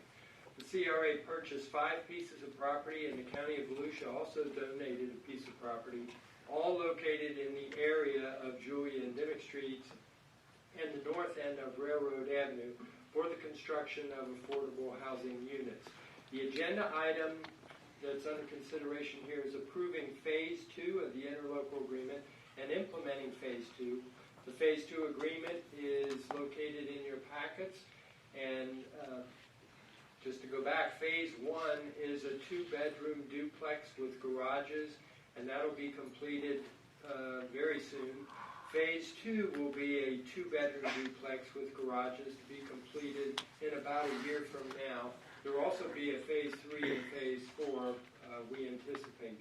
The full funding plan is laid out in the packet. For this Phase 2, there's proposed to be $75,000 towards building construction from the CRA, and then an estimated $60,000 for the paving at the north end of Railroad Avenue, also coming from the CRA. Both the Phase 1 and Phase 2 duplexes are for senior affordable housing, which was cited as the #1 need in a resident survey in 2014. Since then, with the completion of this Phase 1 duplex, the CRA has collaborated in the construction of 10 new affordable housing units in the historic West Side in the last 4 years, with 2 more to be completed in this Phase 2. We will need a CRA meeting. I'm a little ahead of myself. I intended to have a CRA meeting this evening. It just didn't get on the calendar, so I'm working with the city manager to try and get another one here, and would request that the motion be staff's recommending approval pending the approval by the CRA in a separate meeting. But I also wanted to note one of the units I just described as one of the 10 is in the picture of this morning's paper with the byline below. Okay. Thank you. Any questions of staff? If not, do I have a motion? And if the motion maker would remember Tony's comments to make that motion pending the approval of the CRA board at a future meeting. So moved. Do I have a second? Second. Any discussion? Yes. Commissioner? Glad to see this moving forward. I would like us to expand our affordable housing program in one form or other, to spread it throughout the community. It's the best way to help people out is by getting them in the community. Okay. If no other discussion, Kelly, if you would call the roll, please. Vice Mayor Hartman, Yes. Commissioner Colodi, Yes. Commissioner Sacks. Yes. Commissioner McGurk. Yes. Mayor Owen. Yes. Mayor, I'd like to take just one more minute to recognize Ms. Donna Gray Banks. She's retiring from the city, and this work on buying property, Donna is real estate savvy. She's a graduate of a real estate school, and she negotiated these contracts for this phase 1 and 2, plus the ones in the picture in the paper. So I want to thank Donna for her work, and it's just been great. Thank you very much. Is this your last? How much longer do you have? 3 days. 3. This is your last meeting. Ladies and gentlemen, please, Donna has done a tremendous job for the city. Her fingerprints are all over it. We will miss you. You will not be replaced, but hopefully we can find someone to slowly fill your shoes. So thank you very much.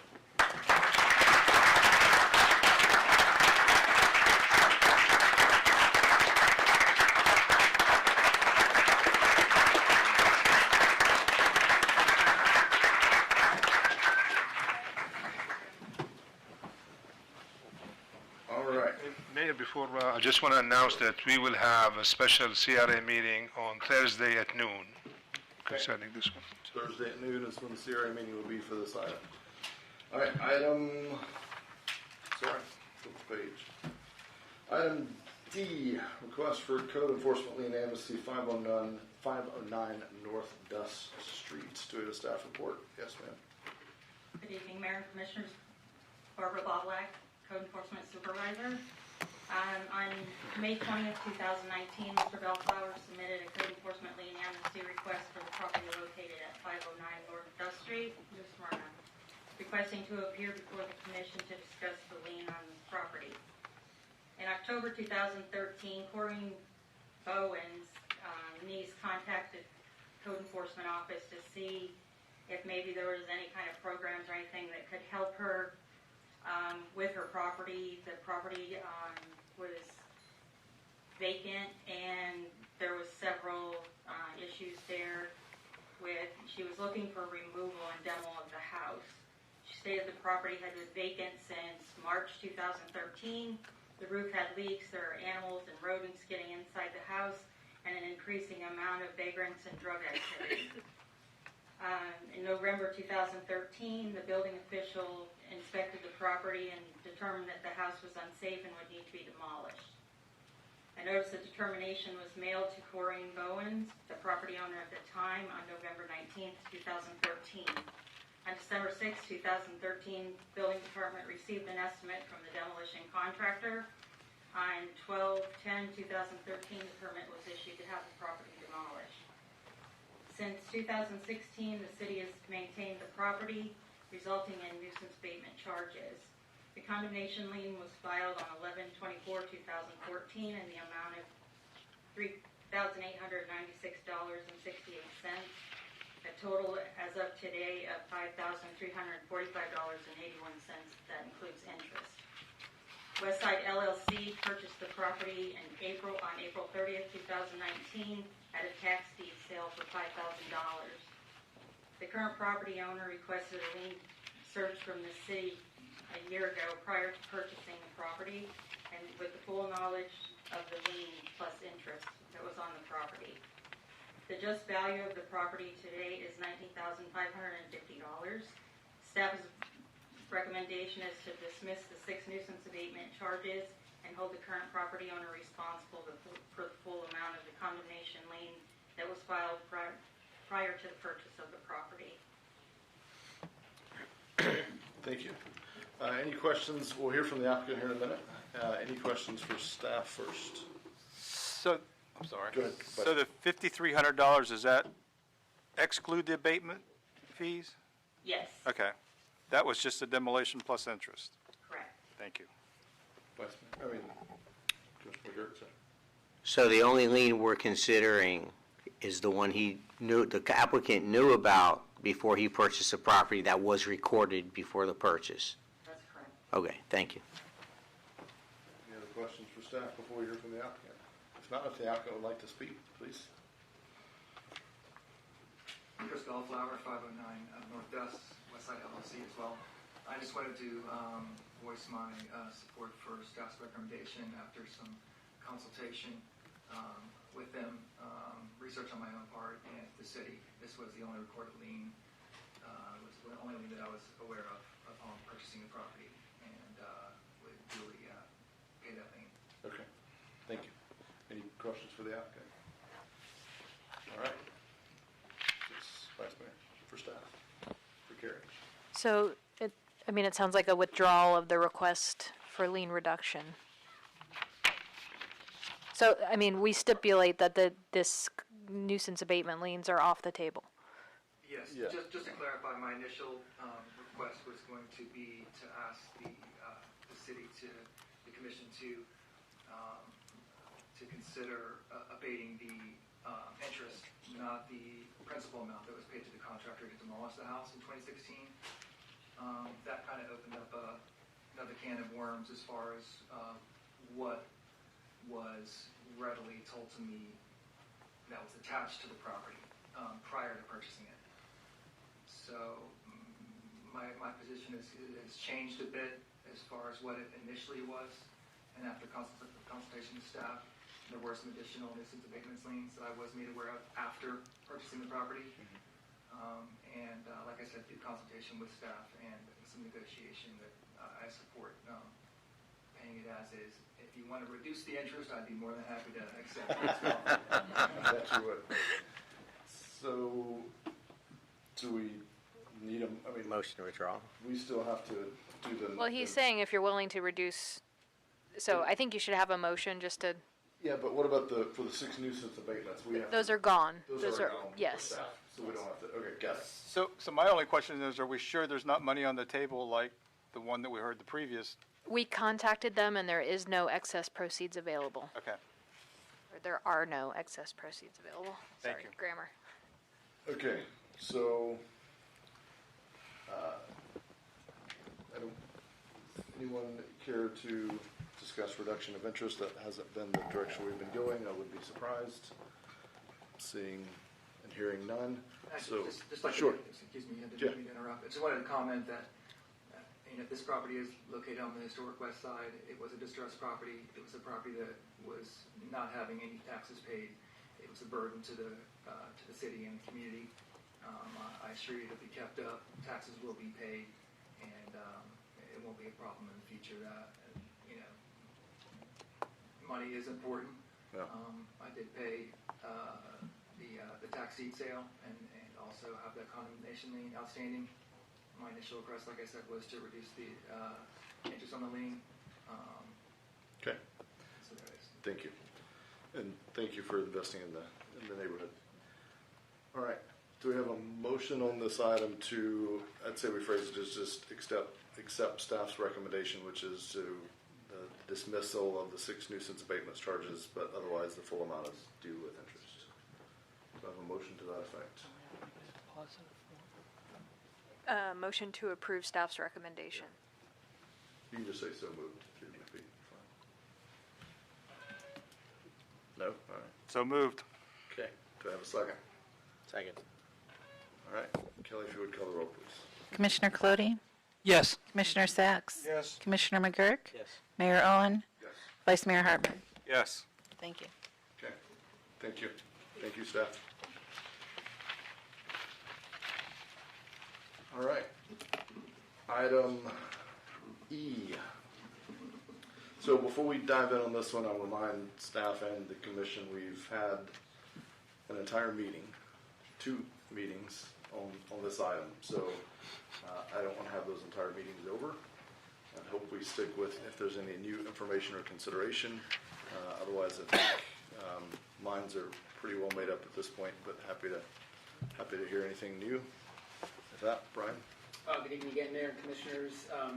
This is a follow-up to the June 10th City Commission special meeting when the Commission directed staff to prepare an agenda item for the authorization to enter into an agreement with the Trust for Public Land for the acquisition of a 151-acre vacant land tract referred to as the Turnbull Trace property. Mayor, you're correct. There is no new information in your agenda packet or that we have to present tonight. A very brief overview of the terms of the transaction. The Just to review, the Turnbull Trace residential subdivision was planned for the property, and an application for preliminary plat review was submitted to the city in October of 2018. No city approvals were made, and the property does not have any vested development rights within the city. The Trust for Public Land has negotiated a total purchase price for the property of $8.94 million with the owner, who's Turnbull Land LLC, based on the 2 appraisals performed. The city has been awarded a Florida Communities Trust grant that will fund 40% of the purchase price, or $3.6 million, plus $50,000 for acquisition costs. After the grant, the total cost of the city for acquiring the land will be $5.4 million. SDT grant agreement must be executed not later than July 22nd, 2019. The grant is strictly for the Turnbull Trace property and cannot be transferred. If purchased, the property will be conveyed from Turnbull Land LLC to the Trust for Public Land and then from the trust to the city. So staff is recommending approval for 3 items tonight. First is the approval of the purchase of the property for $8.94 million. Second is approval to execute the purchase and sale agreement with the Trust for Public Lands and the grant agreement with Florida Communities Trust. And third is to authorize the expenditure of funds associated with the closing on the property in an amount not to exceed $50,000, which is eligible for reimbursement by FCT. Finally, if approved, staff is also looking for direction tonight on the short-term finance options that are available for the purchase. With that, we'd be happy to take any questions. Kate Brown from Trust is here. Mayor. Okay. Thank you. Carrie, do we need to handle those as 3 separate things, or can we have one? Let's handle the financing totally Separate. next if this passes or fails, but on those 3, do we need a separate, or can it all be one? It could all be one. All right. Gentlemen, I know we normally have a lot of discussion or whatever. Let's just get a motion and a second on the table, and then we can move forward. So move. Second. It's a motion to accept staff's recommendation in the report, and a second. Discussion. Commissioner Colodi. When we do eventually take title to the property, will we be receiving a certified boundary survey? And will the outer limits of the property be staked in the field? And will we receive a title policy? Good evening, Kate Brown from the Trust for Public Land. Yes, we will have a boundary survey done to state standards for their land acquisition project, so it'll be a very high-end survey. It's done. It's in a draft form now. Our attorneys are going to review that for any objections, encroachments, or issues that show up on the survey. In terms of staking the property, I don't believe they were doing any staking. I'll have to check on that and get back to you on whether they were flagging it. I don't know that was part of what we ordered in the survey process, but they don't typically do that unless there's, they'll find the pins and they'll mark them, show them on the survey, but they aren't necessarily adding any new flags out there. But I'll double check that. And then title insurance, I think you asked for. Title insurance, the Trust for Public Land, per your request, we are gonna provide an owner's title policy for the city. So that's something we're gonna pay for. Okay. As a professional land surveyor, a piece of paper of a survey is very nice. To be able to go see it in the field is extremely important and be very valuable to this city as we move forward with the preservation of the land. So I highly recommend that we require that as part of this. Well, the field work has already been done, so that would be an added cost and an added visit from the surveyor to go back out and do that if they haven't already done it. But let me check and see what they've done, and if not, what it would take to get that done. That's important to you. It's very important. Okay. Just so I'm clear, you literally, I had a survey and they found the pin, the thing that's, the stake way in the ground, and then they just put almost like a, when they go locate your gas Piece line. of lath, yes. Is that what you're talking about? No, I'm talking about not all properties, when you go out and survey them, are the corners recoverable. So I want corners set wherever they don't find them. It's very important for our use of the property. I can add to that. That would be required under Florida law for a boundary survey. They would have to find the monuments as existing, or they'd have to reestablish those monuments. I think the question that we were talking was, do you want those flagged like stakes where folks can go out and actually see the limits? That's what's probably not done, but the recovery of the corners would be required. And if not recovered, they have to be set. Yes. That's my prime interest Okay. in that. Now, also going to the permit that was granted to the, by the Water Management District, that permit had all kinds of staking requirements in it. Will those be accomplished? Will all those wetlands boundary limits be marked in the field as per their permit? Or will their permit become null and void? The permit would still be active. No additional flagging would be performed unless the city as a property owner desired to do so. So it'd be our option. Okay, I'm not recommending it. I'm just asking for clarification. Okay. Mr. Mayor? Yep. In all honesty, it might have been a little premature to call for a vote in a second without just a few comments, and I have just a few. Sometimes people in government are not always comfortable with the way government works. I was unhappy that this commission did not get a chance to negotiate the price, so be it. We had our Trust for Public Lands negotiate the price. There is a tremendous upside to purchasing of this land. I do have one question, though. If a proposal like this were not to go forward, a question for Mr. Fields. We had talked about our tree program, and there were supposedly no preliminaries done for this particular project. And if there were no preliminaries done, would they be grandfathered in and not have to abide by our tree rules? So this is a preliminary plat that was submitted before the city adopted the new tree ordinance, and under the rules that we adopted at that time is they would be exempt from the new ordinance. That's just for the historic trees. They would not be exempt from all the other existing tree, regulations that we have on the books. Thank you, Brian. And just a little commentary. I know there are some people out there that were uncomfortable with this proposal. We did have an election. We did have a referendum vote. The majority of people spoke. They hoped that we would keep these lands in perpetuity. And I hope that there's a measure we will take and we will have to take, provided the Trust for Public Land require that we do that. I am concerned about legacy costs. We're going to have to maintain that land because I understand we may need some facilities. We'll have to consider that later. I know we're only voting on this. The good side is the people will have this land forever. We'll have land and water conservation. We will reduce urban sprawl. We'll have flood protection, recharged aquifers, improved wildlife habitat and corridors, recreational opportunities. And here's one. Carbon sequestration. The trees that we preserve on it will hold the carbon in the earth and possibly take some out of the air. So there are some tremendous things we can accomplish by doing this. Yet, I still wonder to myself, by purchasing these acres and holding them, are we really making a difference? We may never know. But nonetheless, we possibly are doing something good.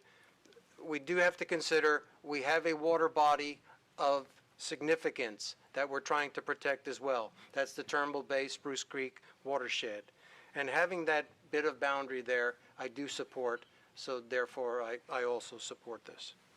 Thank you for letting me speak on that. Thank you. I know you have a motion and a second. Which doesn't mean we can't have discussion. I want to be very clear that that was just to make sure that the whole body wanted to even talk about this item. It's technically how we should probably do everything. We tend to make sure we have some discussion before and figure out where we're at. But I figure with this item, we've had much discussion, so wanted to just make sure where we were. The last thing I would add on this, and then we'll take a vote, is, if we didn't do this, I've had people reach out to me, talk about we're overpaying for swampland. I mean, I've heard it all, and it's all stuff I've I've thought myself. But if we weren't doing this, fast forward, let's say instead of this, the agenda item was approving 293 or 250 or even 200 homes with docks sticking out in the terminal bay, own septic probably, which we wouldn't be able to stop, and that's something we're going to talk about later on a different project. This room would be full of people begging us to vote no on that project. And if we paused that meeting at that time and said, well, would you want to buy the property? Here's the purchase price. The room would erupt in applause if we voted to buy the property. And that's where I'm genuinely at. We're not going to please all the people. I think we're going to please 75% of the people, if not more. I think it's the right thing to do. Do I wish we could start over and take all the lessons we learned and do this differently? Yeah, I mean that's what I said the last time. But we are where we are, and the grant's the big factor. And if we lose it, we don't get a chance to do it again. So. Good points, Mr. Mayor. Thank you for sharing that as well. All right. Speak now, forever hold your peace. Kelly, Never. if you would call the roll. Commissioner Sacks?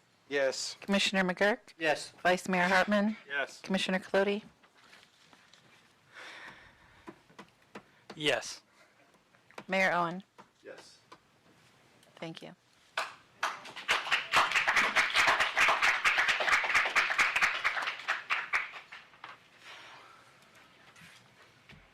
It's a big one. Thank you, Clay, for your help. Mayor, it's just something just dawned on me. When we purchased some lots on the beach side a long time ago, we bought them cheap. And we were trying to sell them, the city. We had to go by the appraisal. So was it the story reversed? If we purchased this property for $2 million and now we want to sell it, and the appraisal is 8.94, would we say it's not worth 8.94? Yeah. Yes. All right. Good point. So we also have to talk through, thank you all, thank you, Clay, Kate, and Thank you, Kate. Nancy for all your work on this. We're looking for direction on the short-term finance options. I think we all had a briefing from John yesterday. Yeah, do you just want to, can you just maybe give us a quick summary of your recommendation? And from a timeline perspective, do we need that tonight, or do we do? Okay. Good evening, Mayor, Commission. As we discussed yesterday, we have two things for discussion this evening. The first item being the short-term financing. Per your investment policy, we can fund a short-term loan from our pool cash. I shared with y'all that we have a little over $41 million in our pool cash that we can do that with. Second question would be, how do we want to go about long-term financing? Based on what I kind of heard from everyone yesterday, the consensus seemed to be that we would be going after more of the land acquisition. So therefore, based on the timing, I would recommend that we go after a bonded, long-term bonded debt issuance. That has approximately 12 weeks to complete. So that would mean that when we do the short-term loan, we would be approximately 2 months from the time the property closed till the time the bonds would be issued. So that would mean that there would be approximately $20,000 to $23,000 in interest accumulated from that short-term loan that would go back into the pooled cash funds. Before we do the short-term financing, Mark Galvin would come here and walk you through the time frame of everything. And but one of the first things that we will need to do is we will need to pass a reimbursement resolution such that when we do the internal loan, that when we issue the bonds, we can use the bond proceeds to reimburse the city for everything that we've put out. Part of this evening's budget agenda, or I'm sorry, amendment, is moving $15,000 for some work. So we've got to get that reimbursement resolution completed so that we can reimburse the city. So if y'all are fine with the bond issuance, I would get working on that and bring that back the time frame to the July 23rd meeting But more importantly, I would just want to point out, by doing the full bond and not the banknote, we're locking in the interest rate. So that will guarantee the interest rate through the life of the debt. Real quick before we go further, you and I talked a little bit about the FA, and you had a recommendation on authorizing the city manager to, I forget exactly what it was called, but basically not a full-blown RFP, but just make sure we do a cost, an analysis on that cost. Yes, sir. We have, over the years, we have used Hilltop Security, which used to be First Southwest, for our financial advisor. For our bond counsel, we use BMO here. And, one thing that I just want to point out with both these firms, BMO and Hilltop Securities, is they have helped us with all of our debt issuance these past few years. There's been a lot of change, a new city manager, a new finance director. They bring some of that continuity to maintain, the relationship with them. But if you would like for us to go out there and, get some quotes to make sure they are, competitive, I can definitely do that. Yeah, my recommendation to the commission, there's only a few big players in this space, and there's only a few people that do it. It is significant money, and there can be significant variation depending on, workloads and where folks at and how hungry they are for a deal at the moment. The market, at some point, you can barely even get an FA because everybody's refinancing. That probably has I haven't been in the bond market for a while now, but that probably has slowed up a little bit. But I think it's worth at least a few phone calls to make sure if there's another partner. And this is real money. It's $110,000 is the estimate. So you shave 10 or 15% off of that, and we've just funded the thing we approved for Chad. So it's real money that's out there. I think it's at least worth, maybe not a full-blown RFP, but just getting some, they can quote that right off the desk, the local guys. So I think it's worth it. It's a fairly homogeneous. I mean, all these folks know what they're doing. The bond issuance just stacks on top of. You don't have to understand everything about the city to go and issue new money. So I think it's a worthwhile endeavor with whatever we do. And I do think the bond is the right way. Bond rates are in the sub 3s or low 3s, but probably sub 3 depending on where we fall. And they can only go down by 3%. They can go up by an infinite amount. So locking that in, I think, is the way to go. Whatever we do, it's just my 2 cents.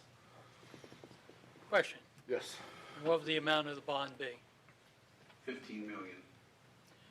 So we're going to go out and borrow for the full thing right now. That would be my recommendation. Yeah, that was in all of my discussion yesterday. Seemed to be in the questions that I asked. Seemed to be the prevalent tone is to complete this within 24 to 36 months. So if we are going to complete the acquisitions within 36 months, long-term wise, as the mayor stated, with closing costs every time we go out there and issue another installment, you're looking at a minimum of $35,000 or a little bit more. So we definitely can realize the savings in the closing cost and locking in the interest rate today, because we do not know where interest rates will be in 6, 12, 18, 24 months. I haven't run the numbers on this deal. I can tell you when I ran the numbers on other bond deals, it was pretty common. You don't go to the market. This isn't like getting a credit card. It's an expensive process to go to the market. And I think getting it all up front. And John and I talked about this. If we end up, we've bought all the property we can, and we have $5 million left laying over there, we can advance refund the loan for negligible costs. We can adjust the millage appropriately. I mean, I'm not saying we have to spend all of that, but it makes sense to go to the market one time, not multiple times. And I think that's what the FAs would tell us as well. And they can help us even run the numbers if there's concern on that. But It's not my preference. okay, so staff's recommendation, just to be clear, John, that was to go for a bond issuance, $15 million, 20-year term, allowing and authorizing the city manager to do a, what did you call that? What was the term for that? It's escaping me at the moment. We would just go out for quotes. Okay. Part of our purchasing policy that's on the for discussion this evening would allow for those items to be non-compete. Okay. So I would simply go out there, get 2 or 3 quotes, as you stated, and present those to the city manager and the city attorney, and go forward with the lowest of the three to get the quotes to go towards the closing of this bond issuance within 12 weeks. And basically what we would then be doing, when we close on it, we would have to start our debt service on it for our next budget. With the acquisition of the land this evening and doing the internal loan, then when I come back at the July 23rd special meeting, I will be presenting the necessary millage rate that would need to go on the trim notice for this upcoming August, and that would be on the citizens of New Smyrna tax bill when it's received in October, early November. It's one of my big concerns. Mr. Mayor, if I may. Sure. It is also a concern for me. When I was discussing it with our finance director, we had discussed just getting the 5 point something for this particular property, chew on it, see if it works to our advantage, see if it helps our environment incrementally, and see what kind of impact it's going to have on our taxpayers. When I looked at $14 a year versus $48 a year, it seemed like so much less of a hit to your average homeowner. I think it was of $250,000 value. Yes, sir. I used a $250,000 home with a $50,000 homestead exemption to make these calculations. Yes, and so I think the number was about $14, and so would it be wise for us to consider that the smaller amount, or are we just? I don't know. I have the same concerns. You're just going to have. I mean, I guess. I mean, there's a larger debate of. I'll come to you in a minute. There's a larger debate of if we go. If we're finished buying property, then yes. But the bond, the initiative, the ballot initiative was for $15 million in purchases. So my thought, we talked about continuing the Turnbull committee, talked about the next phase.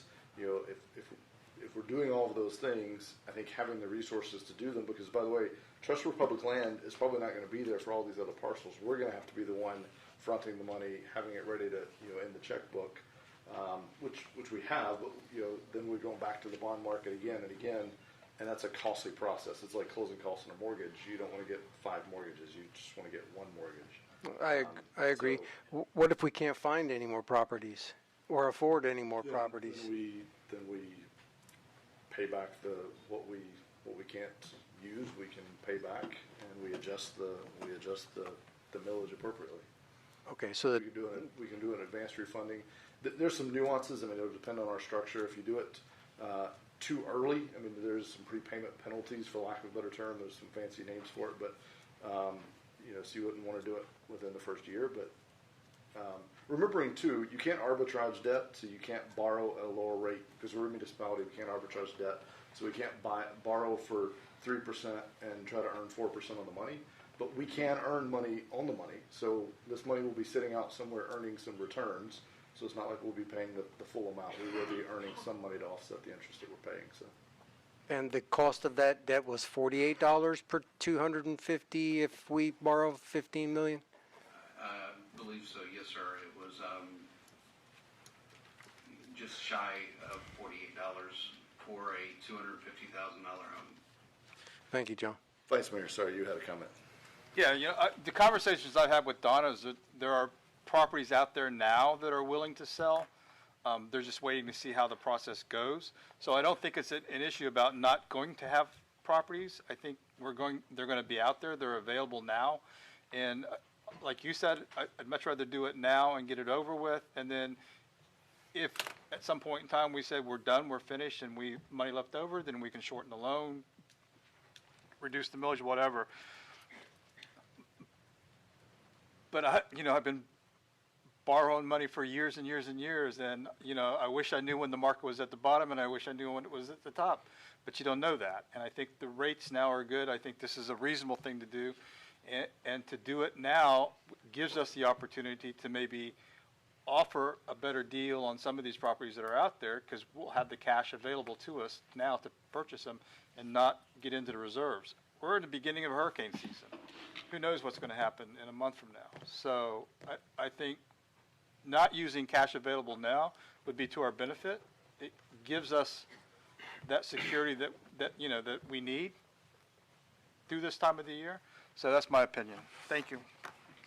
I mean, one potential middle ground is you borrow something like 10 million. That gives us 4.4 million that we have to play with. We haven't even looked at the next phase, so I don't know what the scale of those projects would be. But that gives us a little bit, and it's something to consider. But Commissioner McGirt. Yeah, I'm kind of riding the fence on this one. I see both sides of it, but I'm willing to go along with the amount, the 15 million bond now, as long as, Mr. McKinney, the key to me is any sort of prepayment penalty. If it's 12 months, that's fine. If it gets into year 3, 4, 5, I think that's a big problem for me. If we're going to do this bond, let's get as many properties we can as soon as we can. But the key to me is that prepayment penalty. If there is going to be one, I want it with no longer than 12 months. I don't want to get into a 24, 36, 48-month prepayment penalty. Is that realistic? For a bond, no, sir, it's not realistic. So how far out does a prepayment penalty have to? 5 to 7 years. Yeah.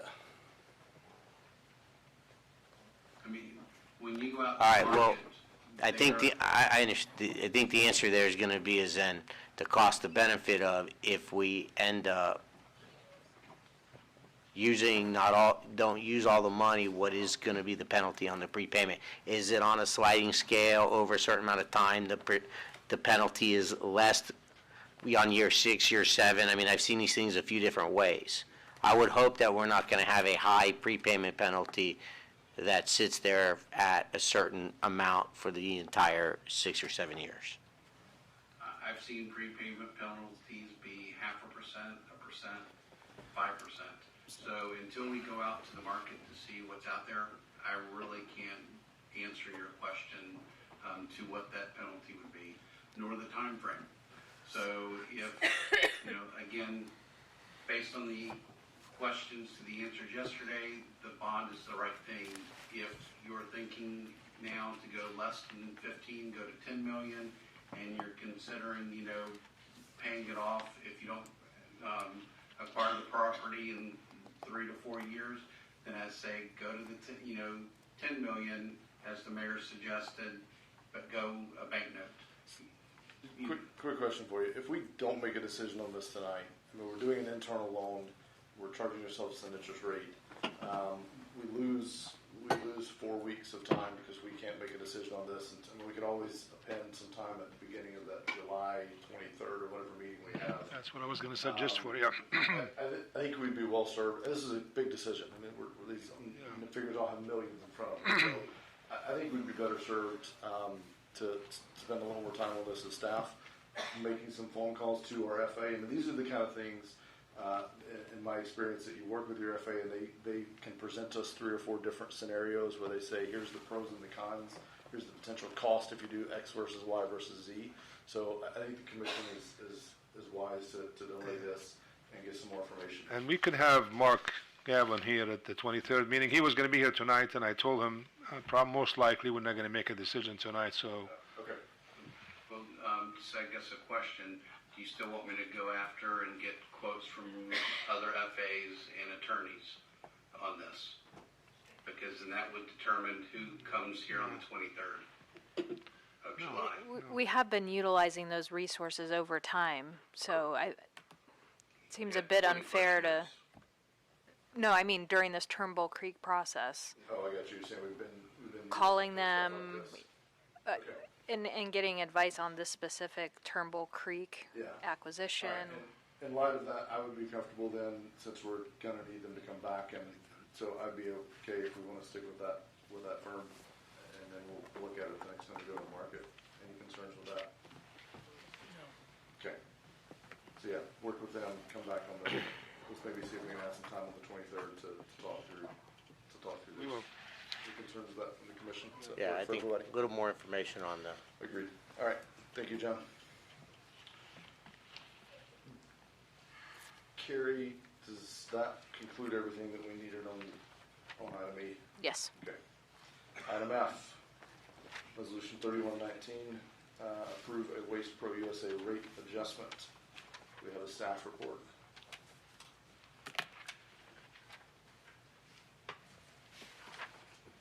I think, John, you're up, I think is what he's saying.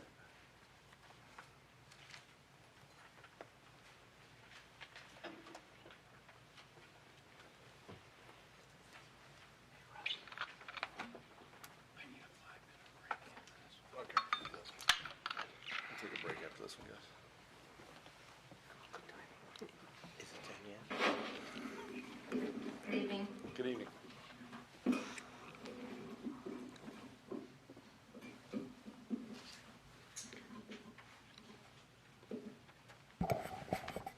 Okay, so per the Waste Pro agreement, they did not request a CPI increase for the first 2 years of the 5-year agreement. Do we know what CPI was during those years? I do not. Okay. So the first increase they received last year, and they're requesting for their second increase. And last year was the 10%, is that what I recall? That was for the residential rate. We did a one-time 10% increase, and then Waste Pro is able to ask for a 3% increase each year. Okay. Any discussion or questions from the commission?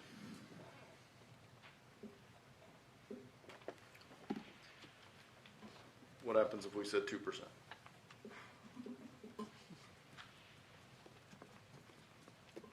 Always try it.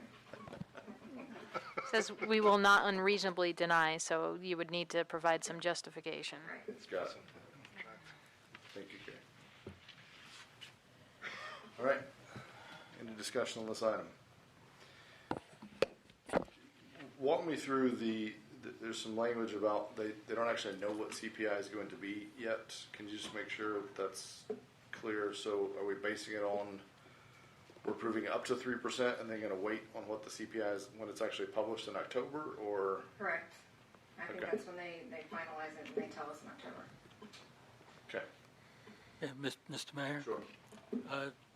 While on that subject, which CPI region are we, is it based on? Because it doesn't say in the contract. In the resolution, it says, "City staff is hereby directed to revise the fees in the event the CPIU for water, sewer, and trash collection services is below 3% to the actual CPIU adopted by the U.S. Department of Labor for the 12-month period preceding." So it's a national CPI, Yes. because they do have regional ones too. But it is the utility CPI, the CPIU. That's fine. Okay. No other discussion. Do I have a motion to approve staff's recommendation? So moved. Do I have a second? Second. All right. I have a motion and a second. Kelly, if you would call the roll, please. Commissioner McGurk? Yes. Vice Mayor Hartman? Yes. Mayor Owen? Yes. Commissioner Colodi? Yes. Commissioner Sacks? Yes. All right. We hate to do this, but we're going to take a quick break before we get into item A. We're going to take a 5-minute, or before we get into item 8, we'll go back at 9 o'clock, so it's 7 minutes.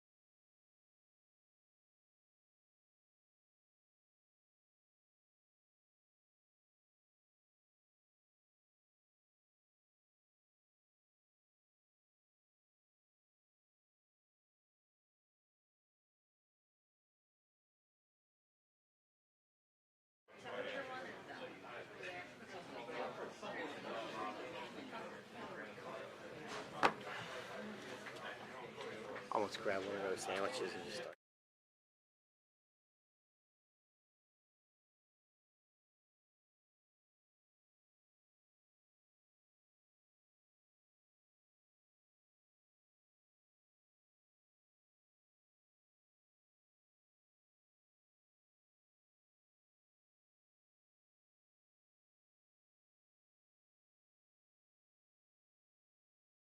All right. Okay, I'm ready for the next 4 hours. No, we got. We're still pretty early in the agenda. We only got an That's hour okay. left. We got a lot to get through. All right, bring the meeting back to order if everyone is ready. Next item up, 8A, quasi-judicial public hearing to review the preliminary and final plat. We'll now conduct a quasi-judicial public hearing. Before we begin, this is your time to disclose any ex parte communications. This includes the substance of any communications and the identity of whom they took place, written communications, and/or site visits. We'll begin with the Vice Mayor. You drove by it, we all know. Yeah, I believe I met with the attorney several months ago. Okay. Glenn, yeah. Okay. We discussed it in passing. Commissioner McGirt? Nope, I don't recall any. Yeah, I have none either. Commissioner Sachs? So my biggest concern was this will be developed on septic. No. Ex Where are parte we? communications. I Have had you none. talked to, okay. I had none, sorry. None. All right. We're gonna get But to I do that in have a those minute. concerns. Yeah, we're going to get to that in a minute. City Attorney, if you would hear it, swear in, Mr. Fields. Do you swear or affirm that the evidence you're about to give will be the truth, the whole truth, and nothing but the truth? I do. Thanks. If you would, please state your education and professional background. My name is Brian Scott Fields. I have a Bachelor of Science in Civil Engineering from the University of Maryland. I have a Master's in Business Administration from the University of Florida. My position here with the city is the Director of Development Services and Coastal Environmental Resiliency. I'm a registered professional engineer in the state of Florida. I have 24 years of experience in land development, engineering, planning, permitting, public administration, and related services. Our next planning person needs a shorter resume. No, I'm just kidding. It's impressive. Any objections to qualifying Mr. Fields as an expert witness in the area of land development? Hearing no objections, he's determined to be an expert in the area of land development, qualified to give an opinion testimony concerning land development matters. Mr. Fields, are you familiar with this preliminary and final plat for the Terminal Crossing subdivision? Yes. Please state whether it's consistent with the comprehensive plan and your recommendation on preliminary and final plat for the subdivision. Yes, it is consistent with the city's comprehensive plan to the extent that it applies to this project, which I will further explain. So just a brief overview of the project, a little bit of detail here. I'll go through it as quickly as possible. The applicant is here, the applicant's counsel, as well as our chief planner to address any questions.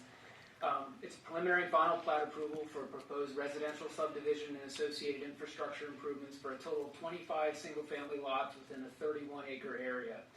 The property is located north of Turnbull Bay Road, east of Martin Dairy. It's currently undeveloped and wooded with one existing house to be demolished. So while this property was annexed into the city in 2018, the existing zoning remains with Volusia County as rural residential with an airport protection overlay as it was prior to annexation, along with the county future land use designation as rural. Based on this, the applicable development regulations for the property remain with Volusia County, consisting of the county's comprehensive plan and the county's land development code. The proposed subdivision will contain 25 single-family lots, each consisting of a minimum of 1 acre lot in area. No central water and sewer services are available to serve the property, and thus these 25 1-acre lots will each be served by individual wells and septic systems. Septic systems are required by the plat, it's written on the plat, that they be the advanced nitrogen-reducing systems. So, to explore this in a little more detail about why this is the case, the specific policy in the Volusia County Comprehensive Plan is 6.1.1.13, which states septic tanks are allowed because the subdivision, the area is classified as rural. And then per their land development code, only areas identified as urban development are required to provide central sewer collection. This was reviewed by city staff as well as the Utilities Commission during the design phase, and the conclusion was made that by using the county guidelines, they are allowed to connect to septic systems and have wells. A central water distribution system is proposed solely for fire protection, with that source being a proposed wet detention pond for the common stormwater management system and an adjacent fire pump. This is a permitted setup under the Volusia County standards, and it has been approved by the city fire marshal. As part of that June 2018 approval for the annexation, 2 required conditions of that commission approval were that applications be submitted within a year to rezone the property from its current Volusia County RRA zoning to a compatible city zoning, and a change of future land use to a compatible city future land use. Those applications have been submitted, will be in front of the City Commission in the August or September timeframe. At the June 3rd Planning and Zoning Board, the board voted 6-0 to recommend approval.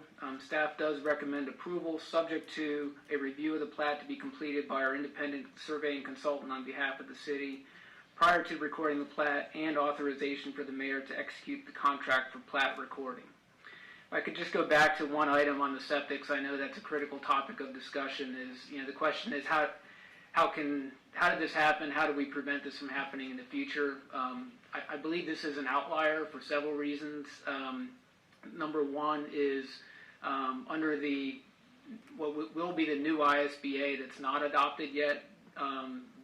The development standards will all be the city standards within the city limits if it's approved as currently drafted. So that's one item. Secondly, we have already met with the UC to discuss specific policy changes that we can make even within our codes to strengthen our development standards to essentially prohibit septic tanks except where allowed by state statute. That is something we need to review. And then finally, sewer services are being extended with new development to other areas of the city. So the opportunity to have this type of development, I think, will be phased out in the future. So that's the end of my staff presentation. Be glad to take any questions. 2 quick things. Number one, you mentioned that that approval, I think you said it was June of last year. So did they meet the 1-year time requirement? Yes, they've submitted the application within a year. And secondly, thank you for just addressing head on. I mean, you know the major issue. It's been a concern. I think every one of us could go on a long discourse about our dislike for this being on septic. We just spent $9 million to stop that, to stop further septic pollution, and yet here we are. Really, I think your testimony is we're in a bit of a box, and that this is perfectly acceptable. This is allowable. But we are making other changes. We're trying to get ahead of this for future items. We're working with the UC. We're working with our internal things. But in this particular case, although no one up here is going to like it, no one in city staff really likes it, there's really not a lot we can do about this one with how it's come forward and the rights that are vested upon this piece of property. Is that an accurate representation of your testimony? That's correct. Okay. Well put. Thank you for addressing that. Would any member of the commission or the applicant like to question Mr. Fields on his testimony? Yes. Thank you. Mr. Fields, this proposed project is in close proximity to the Doris Leeper Preserve?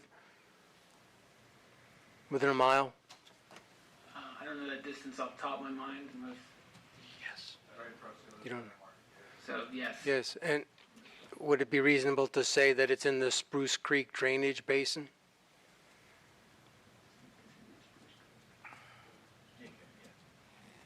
Yes. Thanks.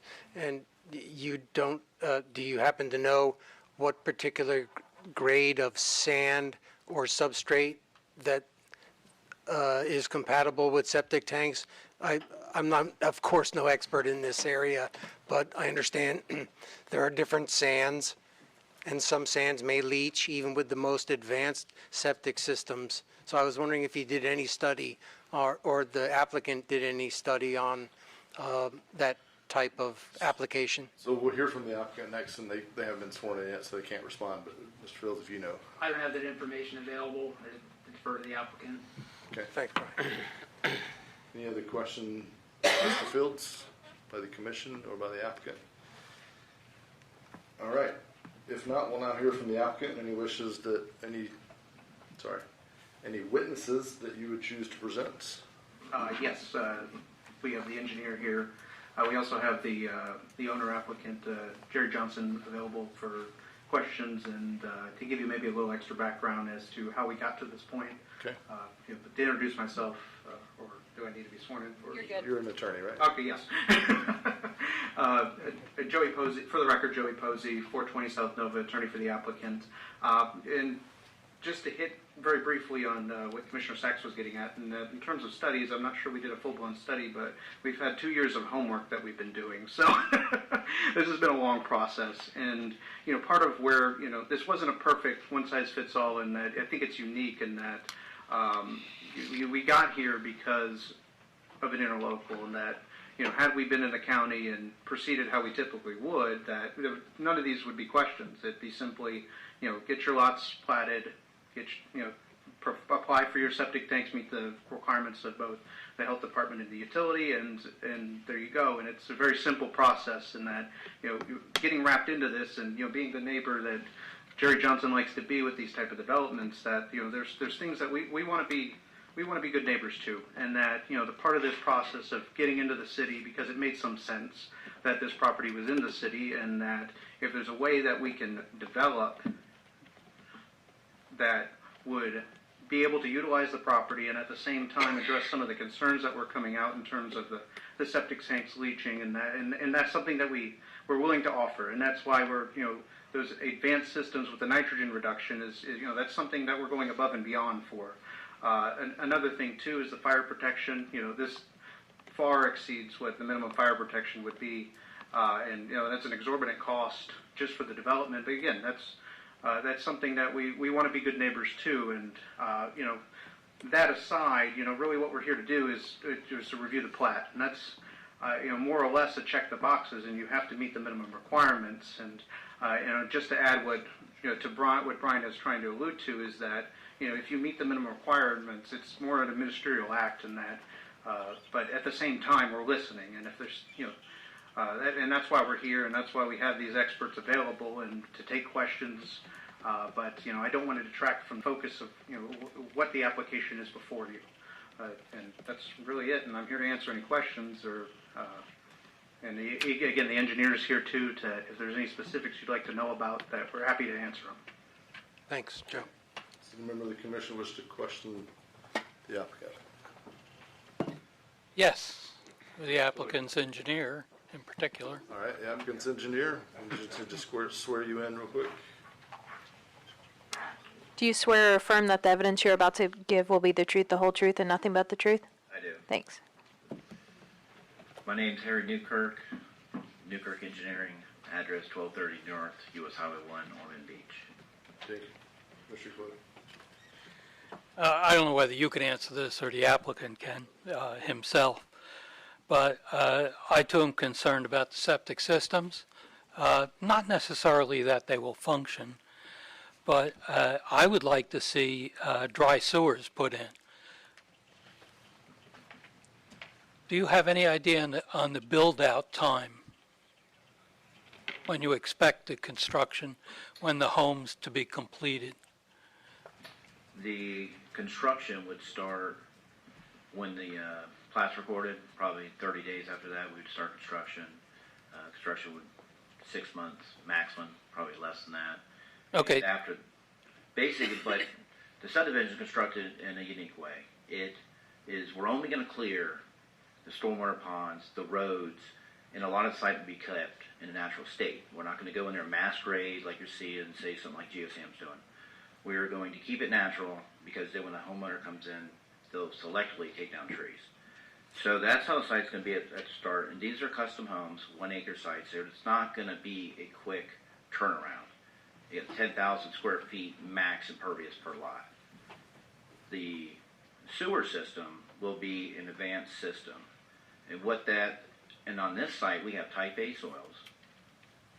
We have a water table 7 feet below these septic systems that we'll place in. And the advanced system, just from a standpoint, a standard system costs around $4,000 to $5,000.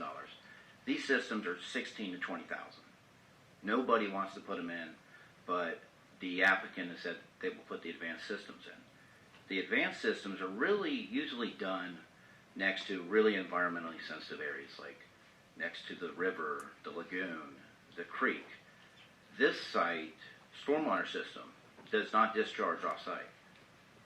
We retained a 100-year storm event, 0 off-site discharge. That's unique in itself. There's not many sites in this town that hold a 100-year storm event with no discharge.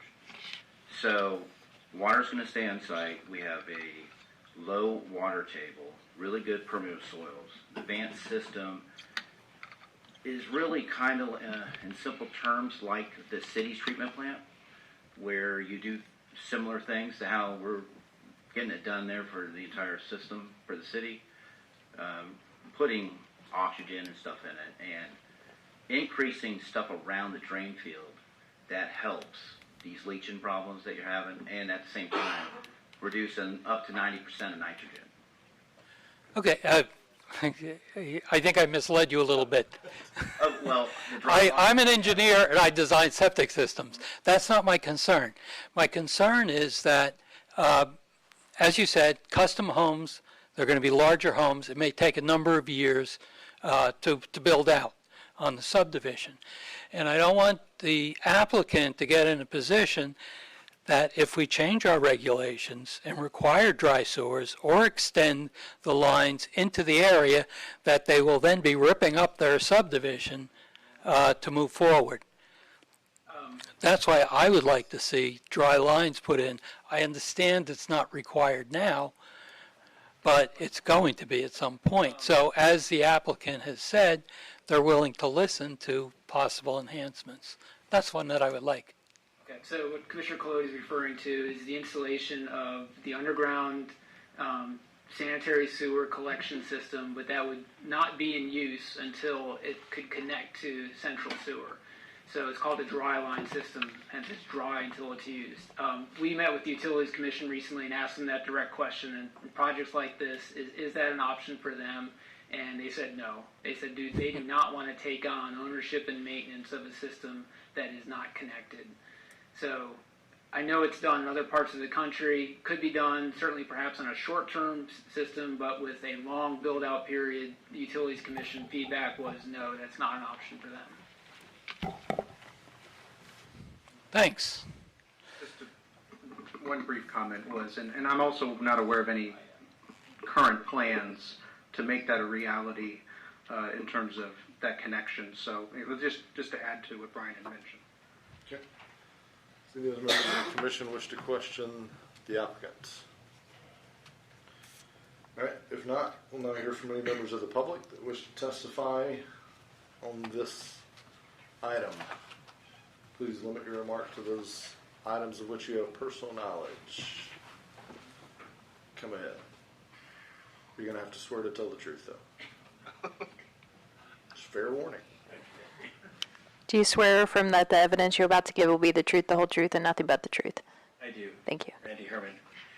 Mine's really more a form of a question and maybe not a very wise one, but if the developer is stating that they want to go forward with these advanced septic systems, advanced stormwater retention and all that, there's a fairly high cost to that. Could that same money be used in some way to actually connect up and work with the UC versus doing what they're planning? That's a good question. Does the applicant wish to respond to that? We've worked with the UC for some time on this project because we wanted to connect the water up to Geosand's property, and this goes hand in hand with sewer at the same time. And it was like 7,000 feet away from the site with no timetable for them to do the work. The sewer connection is 9,000 feet. So for 25 lots, 9,000 feet down the road, it's just not practical. So at the same time, we talked about that dry line. And because the water system we're putting in, for example, is connected to fire hydrants, and when the future, the UC got the lines there, we wanted to tie in, they said no, because we are going to be connected up to stormwater ponds, so the lines won't be allowed to connect. Same time with the sewer, if the lines aren't being used, all the joints fail, and there's a lot of problems with maintenance, so the UC basically said they do not want to take over a system that's been dry for, it could be over 10 years. They don't have any plans to bring those lines up to this site in the near future for sewer. Water main will get there over time as Geosam builds out coastal woods residential. I guess the gentleman's question, if I could rephrase it, maybe was, did you look at the 9,000 feet and how much it would cost to do that versus the cost for putting into all the advanced septic and the well systems, and how much is the delta basically? Is it?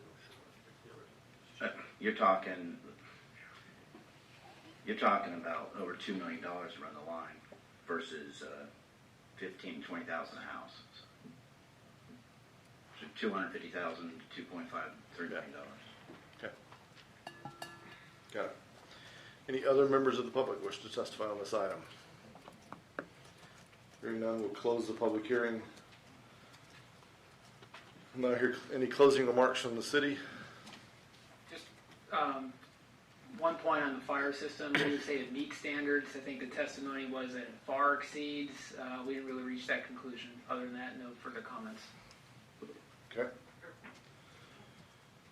Any closing comments from the applicant? Other than just to point out that the system that Harry's talking about is probably 4 times the cost of an average septic system. So I really wanted to hammer that home that, we're, even though the numbers in relation to what we're talking about in terms of adding lines versus septic, I think if you apples to apples in septic systems that you're talking 4 times more in cost to do it better. So I just wanted to mention that. But still not approaching the cost of bringing the sewer all the way there. Exactly. Far less still. Okay. All right, public hearing is closed. Commission will consider the application, the preliminary final plat. Do we have a motion to approve the preliminary final plat for Turnbull Crossing subdivision? We can still have discussion after that. A motion to approve preliminary final plat. So moved. Second for discussion. Okay. Commissioner McGurk. Thank you, Mayor. Great example of the chicken or the egg, which comes first. I'm looking out at the audience and I see the gentleman from the Sierra Club. I see Dream Green here. I see Chad from Marine Discovery Center. And I know that they're sitting back there because I did it myself.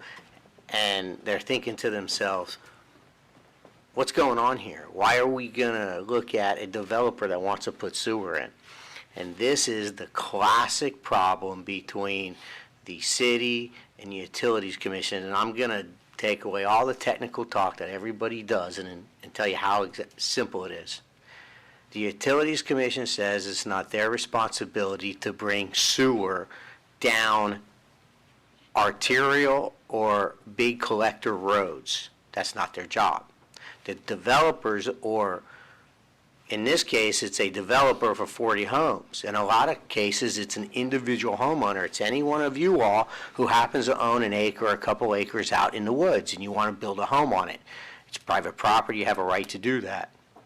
You can't afford to run sewer, $2 million of sewer line, as in this case for this example.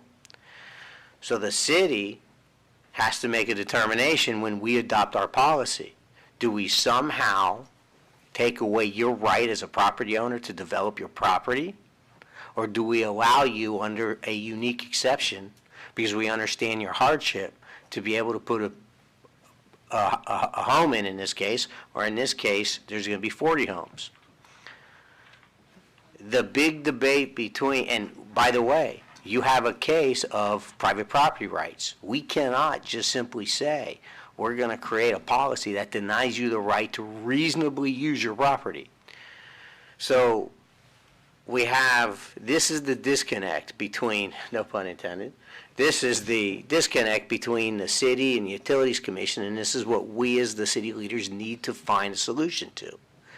We have to find a way to where we can take and put in water and sewer down on these arterial collector roads so individual property owners or developers, who in this case own 40 acres, can then develop their sewer system within their private property and then tap into the sewer system at Turnbull Bay, in this case Turnbull Bay Road.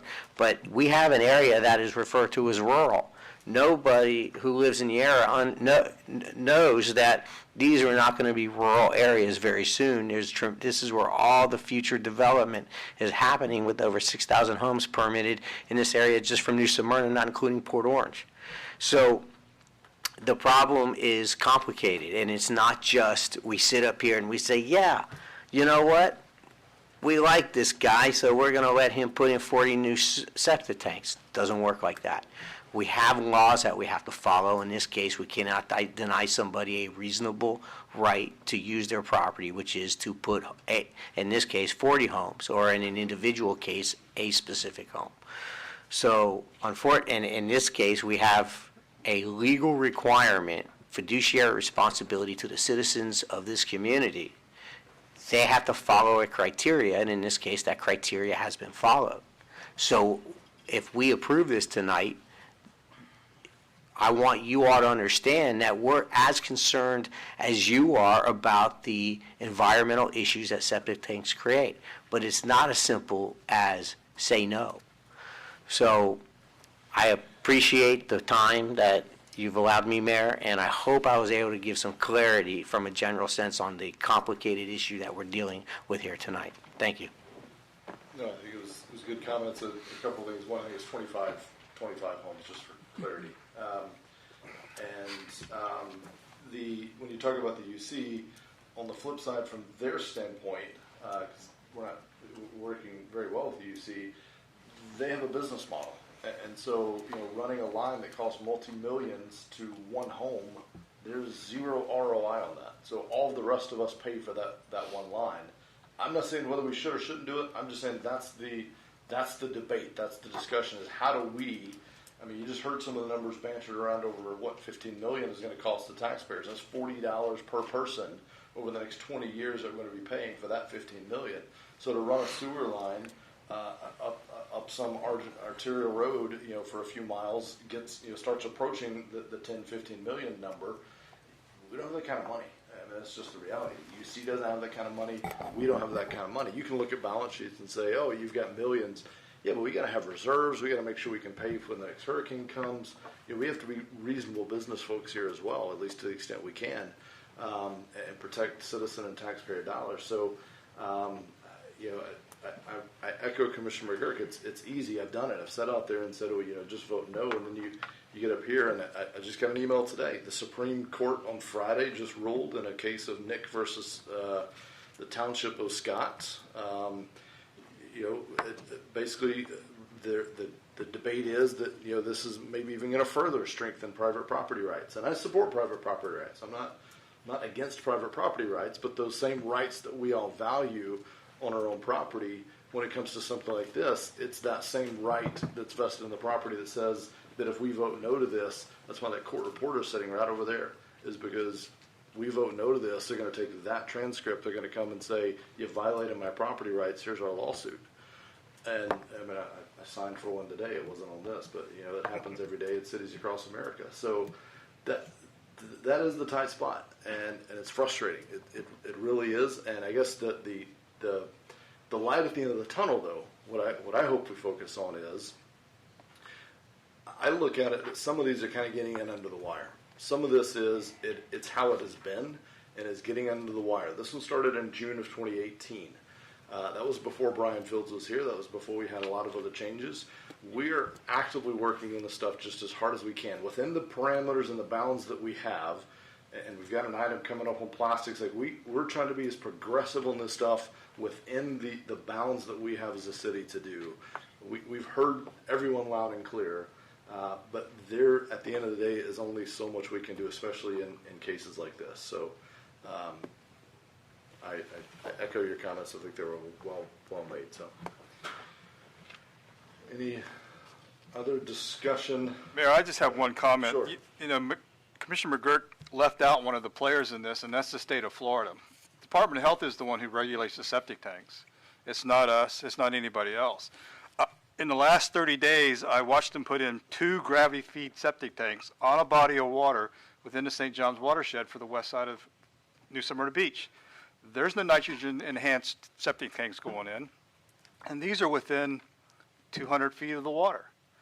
So, we're dealing with this because this is a subdivision, but we, as a body, need to get the state more involved in our property rights and our environment because they're the ones who are allowing this. You know, we need to deal with this at a state level to ensure that any septic tank going in the future, if it has to have one, will be one that is environmental friendly.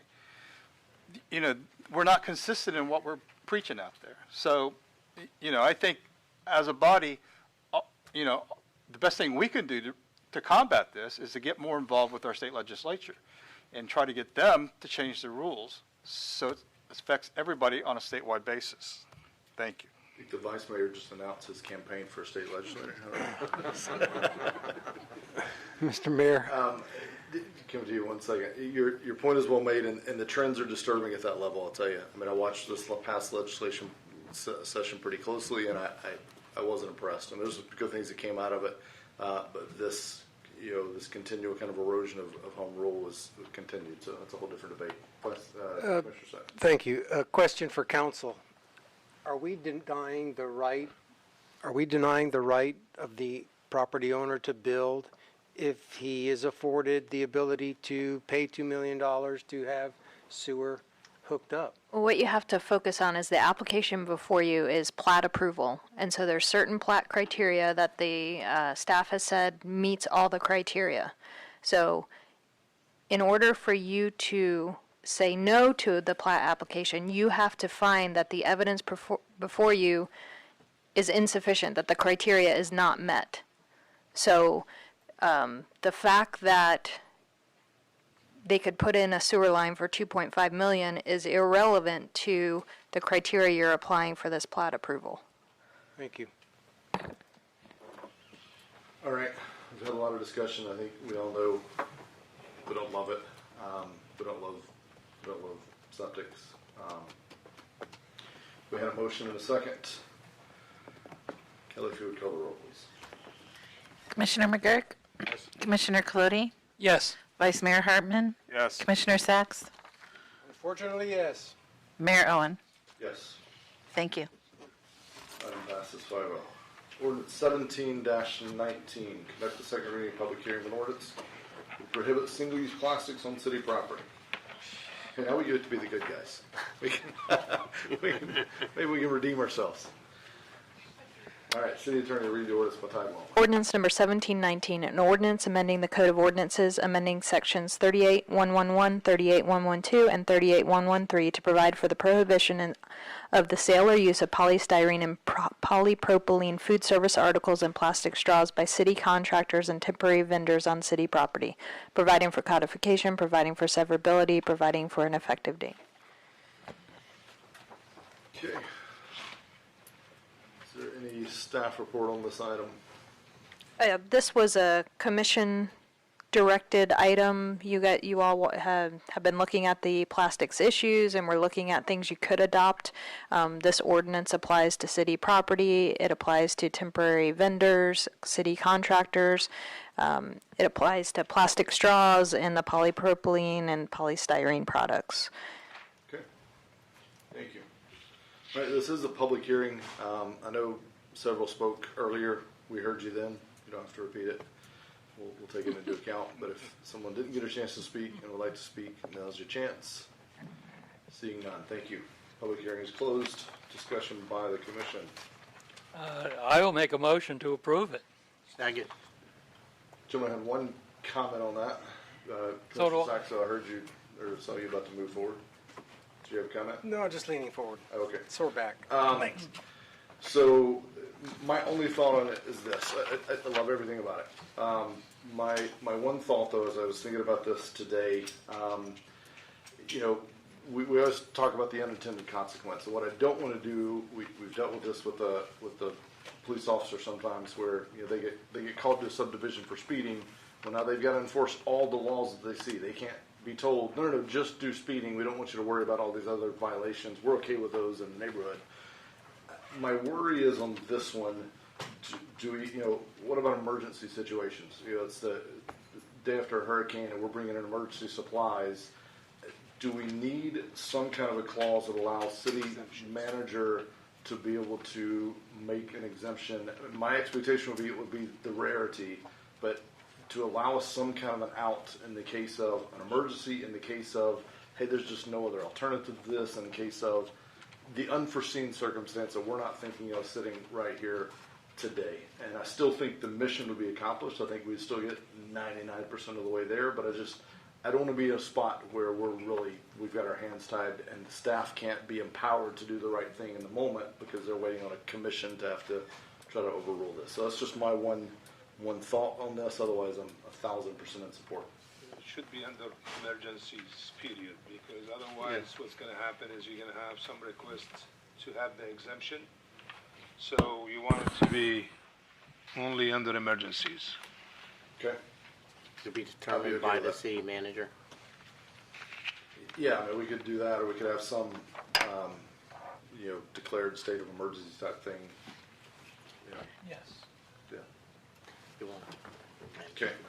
Yeah, I would, So, we had a motion, we had a second. My ask for the motion maker, which I think was you, right? Would be me. Oh, you made the motion. So Yes. would you consider an amendment to include a clause for? Before you go there, Go ahead. so I'm picturing after a hurricane, I mean, this is really vendors and contractors, so I'm trying to envision the circumstance. Like, so we've got a bunch of bottled water we need to give out. We're not really selling it, right? I guess I'm trying to think of, because you're essentially asking me to draft some emergency language, but I kind of need to understand the situation I'm trying to draft for. So that was my thought. Is all of a sudden somebody drops off a semi truck full of bottled water out here because Correct. we've got half a city that doesn't have water. I don't So want they're not to selling complain it, right. because we're fishing. So this is city contractors, temporary vendors. well, it Would also. they be a contractor, maybe? Well, Okay, okay. I think that I would amend my motion to include the phrase that if there's a declaration of an emergency, that those prohibitions be waived. Last thing we want to do is stop the Red Cross from bringing in a trailer of water. That's where I was going with it. Yeah, I understand that and I appreciate that. So, yes, I would take that amendment. And I would, that amendment. thank you. Okay, we have a motion. We have a seconded. Carrie, did you get enough out of the motion, you think? Yes, I think I can add an exception. I can have an exception number 4 that provides for allowing a waiver of this ordinance by the city manager during a declared state of emergency. Any other discussion by the commission? Sure. Commissioner Sachs. Did you know in 1 year you will ingest this much plastic, whether you breathe it or eat it? It's going in your body. So what we do tonight is finally one pretty good thing. So thank you, my colleagues, for putting up with this plastics issue for quite some time. We're getting there. Thank you. It's a step. That's a step. Any comments, gentleman to my left? Saw something the other day that said, one straw doesn't make a difference, said 3 billion people. All right. City Clerk, if you would call the roll, please. Vice Mayor Hartman, Yes. Commissioner Colodi, Yes. Commissioner Sachs, Yes. Commissioner McGurk, Yes. Mayor Owen. Yes. Thank you. Ordinance number 17-19 is adopted. All right. Thank you all. Item number C, ordinance 30-19, second reading and public hearing, which would amend chapter 66 by adding section 66-112 to establish penalties for operating construction, demolition, debris removal service without a valid franchise agreement in place. City Attorney will read the ordinance by title only. Ordinance number 3019, an ordinance amending the Code of Ordinances, amending Chapter 66, Solid Waste to create Section 66112, penalties, providing for public hearing, providing for codification, providing for conflicting ordinances, providing for severability, and providing an effective date. All right, does staff have any kind of a brief report? Good evening again. So basically when I started here, there was several vendors that were not in compliance as far as the roll-off ordinances within the city. For the most part, most of them have agreed and are doing the right thing, but there are still a few that are not. We've brought them to code enforcement hearings. We're finding them. That doesn't seem to be doing anything. So we've come up with this ordinance to hopefully have some penalties for those that are not complying. It's just not fair to the other ones that are. Okay, thank you. What's up? Her name. She's a staff. I know that. They know.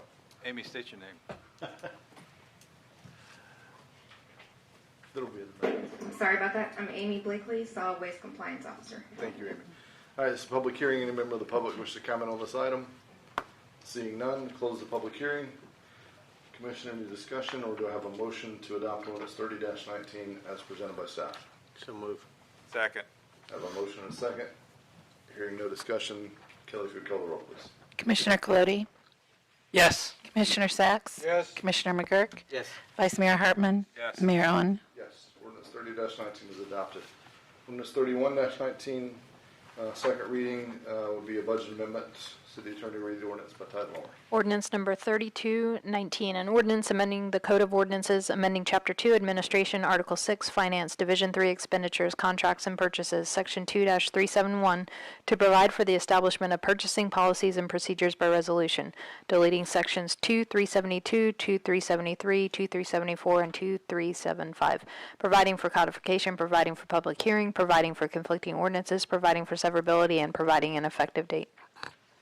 All right, scanning ahead, we are quickly running out of time. So I accidentally read 32, so if we can move to 32 and I'll go back and find 31. yeah, all right, so that's item E. Yes. All right, so ordinance 32-19. Is there any kind of a brief staff report, or do we just want to have, are there any questions from the commission? We've all had the agenda, we've all read it in detail, I'm sure.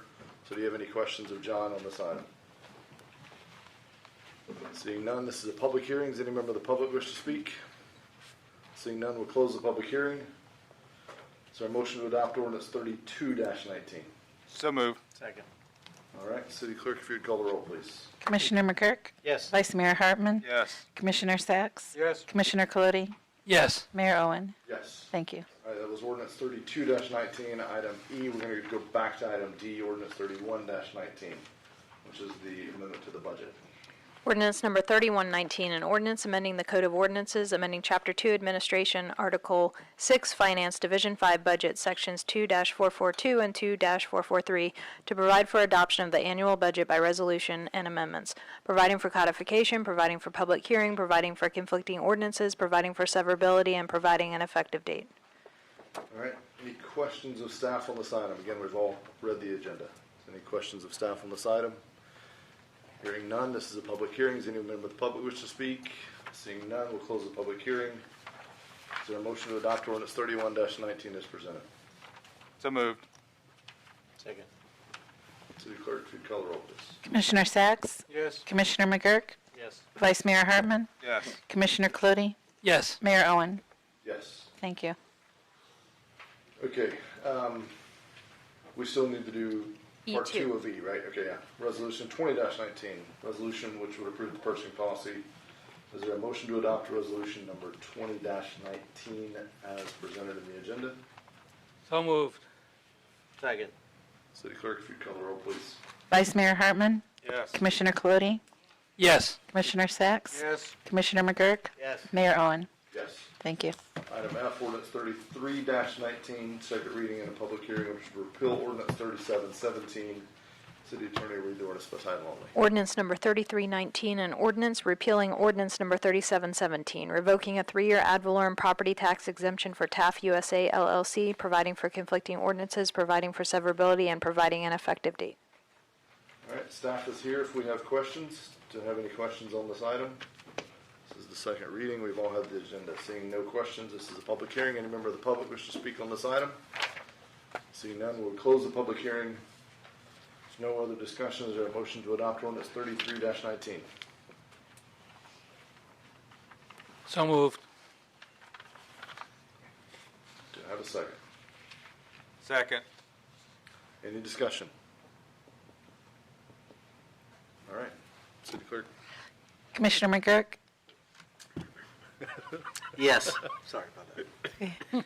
Vice Mayor Hartman, Yes. Commissioner Sacks, Yes. Commissioner Clutie, Yes. Mayor Owen. Yes. Thank you. Ordinance 33-19 is adopted. Item G, ordinance 34-19, second reading of public hearing, which if adopted would amend Chapter 78 Traffic and Vehicles.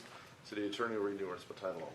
Ordinance number 3419, an ordinance amending the New Smyrna Beach Code of Ordinances, amending Chapter 78, Traffic and Vehicles, Article 2, Parking, Section 7842, Stopping, Standing, or Parking Prohibited in Specific Places, Intersection Parking, amending Section 7849 to increase fines for parking violations, adding a new Section 7854 to codify parking regulations for certain city facilities, providing for codification, providing for public hearing, providing for conflicting ordinances, providing for severability, and providing an effective date. Any questions of staff on this item from the commission? All right, it's a public hearing. Any member of the public wish to speak on this item? I know I'm rushing, but if the public has anything, please, this is your time, this is your meeting, so, all right. The few that are out there. Close, what's that? The few that are out there. Yeah, I know, I'm saying, you paid your dues, you've earned your right. Yeah. All right, public hearing is closed. Any discussion by the commission? If not, do I have a motion to adopt ordinance 34-19? So move. Second. City Clerk, if you'd call the roll, please. Vice Mayor Hartman, Yes. Commissioner Clutie, Yes. Commissioner McGurk, Yes. Commissioner Sacks, Yes. Mayor Owen. Yes, ordinance 3419 is adopted.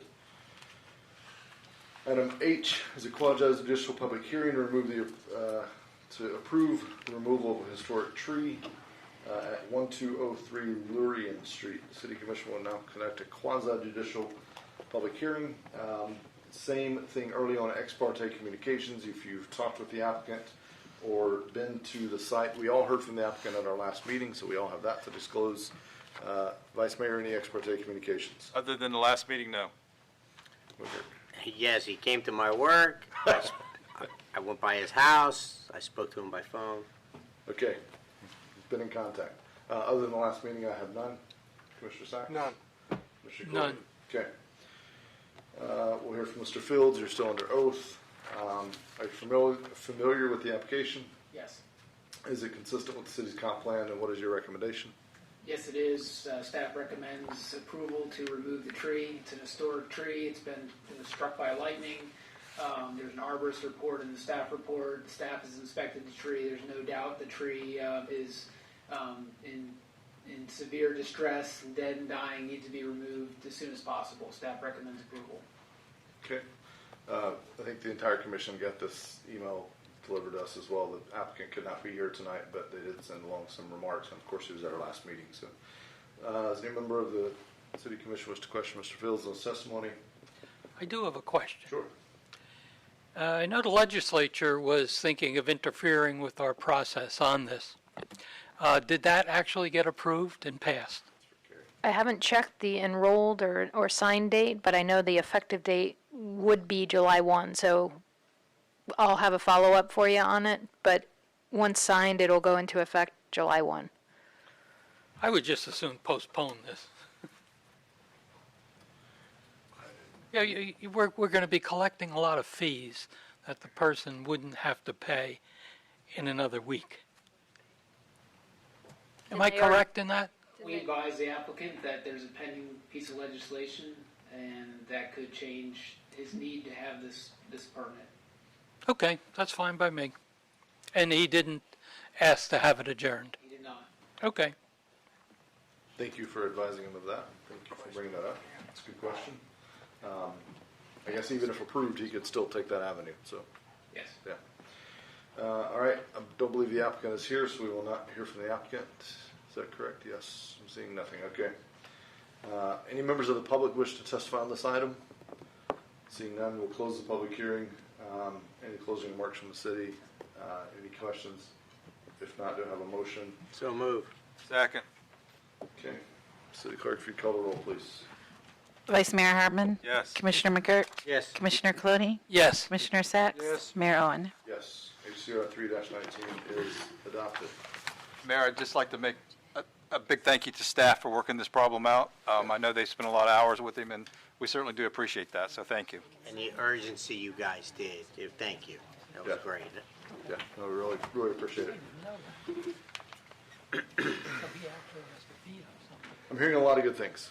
I mean, I really am. There's people going to complain about everything, at some point, but I hear a lot of good things in the community about our staff. So, all right, ordinance's first reading, ordinance 35-19, first reading of an ordinance would amend our code of ordinances, chapter 82, for water conservation and landscapes. The attorney read the ordinance by title only. Ordinance number 3519, an ordinance amending the Code of Ordinances, amending Chapter 82 Utilities, Article 7, Water Conservation for Landscape Irrigation, Section 82-235, additional requirement, providing for public hearing, providing for conflicting ordinances, providing for severability, and providing an effective date. All right, the second reading and public hearing will be held at the regular commission meeting scheduled for August 13th, 2019. Gentlemen, I'm going to pause briefly. If you have comments, speak quickly. All right, hearing, yes. No, All right. I can wait. Okay.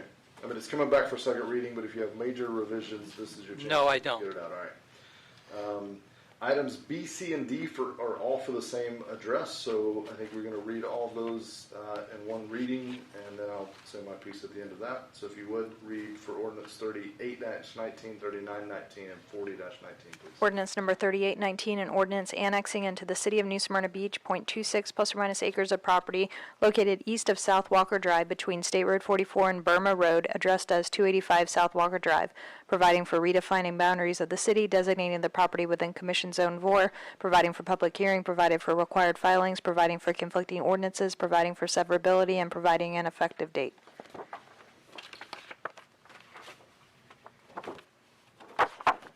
Ordinance number 3919, an ordinance of the City of New Smyrna Beach amending the comprehensive plan, changing the future land use designation of .26 plus or minus acres of land located east of South Walker Drive between State Road 44 and Burma Road, addressed as 285 South Walker Drive, from county urban medium intensity to city medium density residential, providing for amendment of the associated comprehensive plan maps to show the area incorporated into the city, providing for public hearing, providing for conflicting ordinances, and providing an effective date.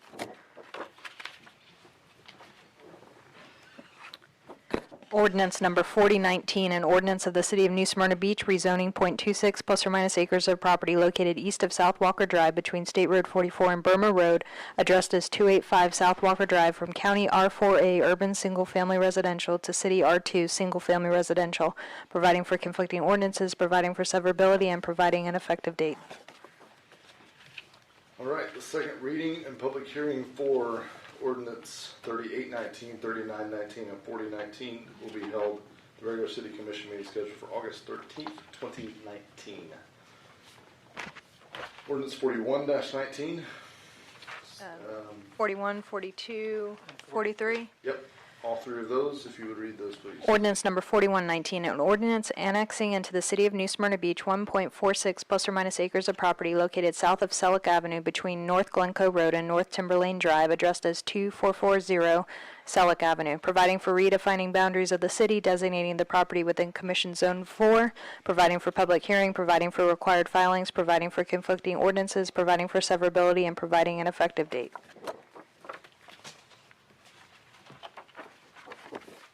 Ordinance number 4219, an ordinance of the City of New Smyrna Beach amending the comprehensive plan, changing the future land use designation of 1.46 plus or minus acres of land located south of Selleck Avenue between North Glencoe Road and North Timberlane Drive, addressed as 2440 Selleck Avenue, from county rural to city rural, providing for amendment of the associated comprehensive plan maps to show the area incorporated into the city, providing for public hearing, providing for conflicting ordinances, and providing an effective date. Ordinance number 4319, an ordinance of the City of New Smyrna Beach rezoning 1.46 plus or minus acres of property located south of Selleck Avenue between North Glencoe Road and North Timberlane Drive, addressed as 2440 Selleck Avenue, from County RRA Rural Agriculture to City RE Residential Estate, providing for conflicting ordinances, providing for severability, and providing an effective date. All right, the second reading and public hearing for ordinances 41-19, 42-19, and 43-19 be held at the regular city commission meeting scheduled for August 13th, 2019. Ordinance 44-19, first reading, which if adopted would amend the code of ordinances franchise requirement. City attorney. Ordinance number 4419, an ordinance amending the Code of Ordinances, amending Chapter 66 Solid Waste, Section 66111 to update statutory reference, providing for public hearing, providing for conflicting ordinances, providing for severability, and providing an effective date.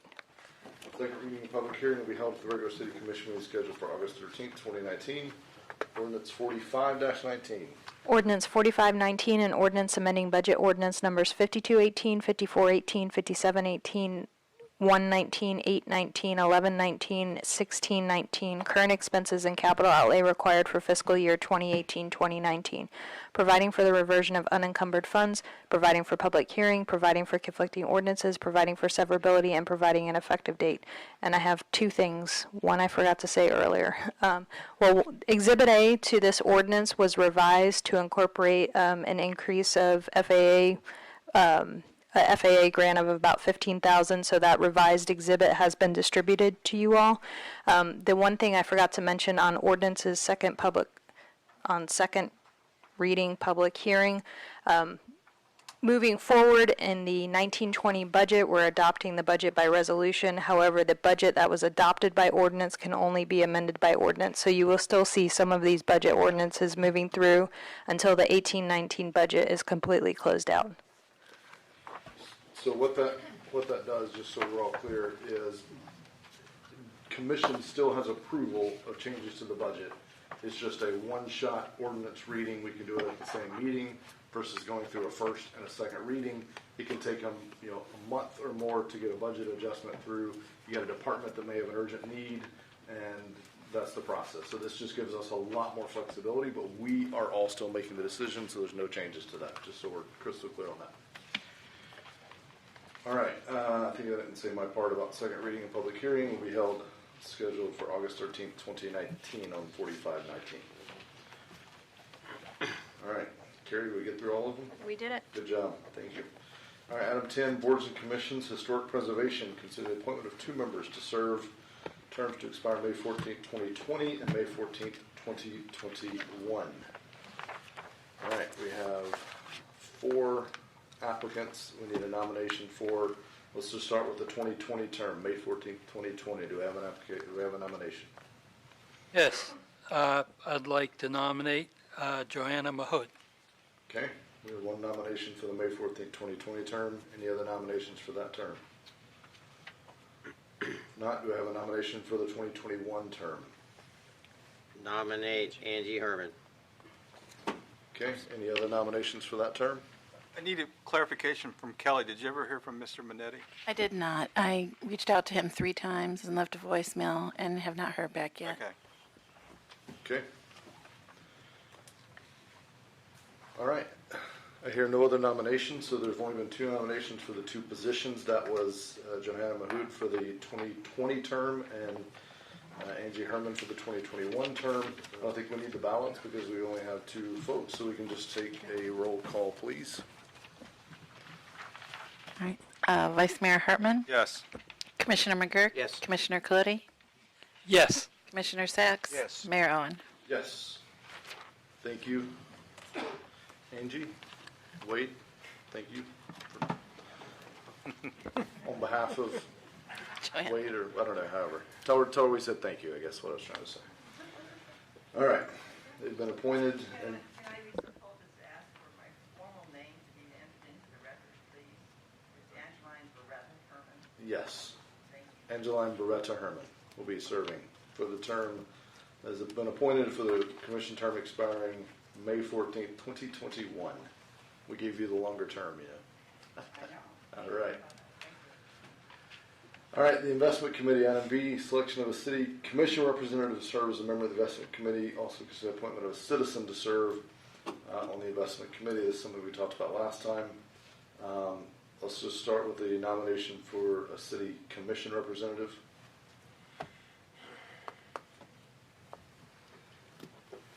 I nominate the mayor. I'll second that. It is coming, all right.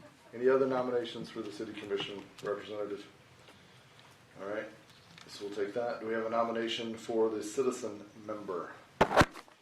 Nominate Mr. Issinger. Or Kathleen. I'm sorry. I'm going to nominate Bernie Current. Okay, any other nominations? All right, we have 2 nominations. You have some balance on that, Kelly. So we have a nomination for Vernon Current and a nomination for Kathleen, I can't pronounce your last name. I'm sorry. Gunter. I don't know that I've ever had to pronounce it. All right, vote for one of either 2 of them.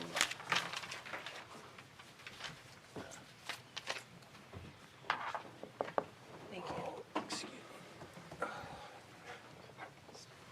We're almost there.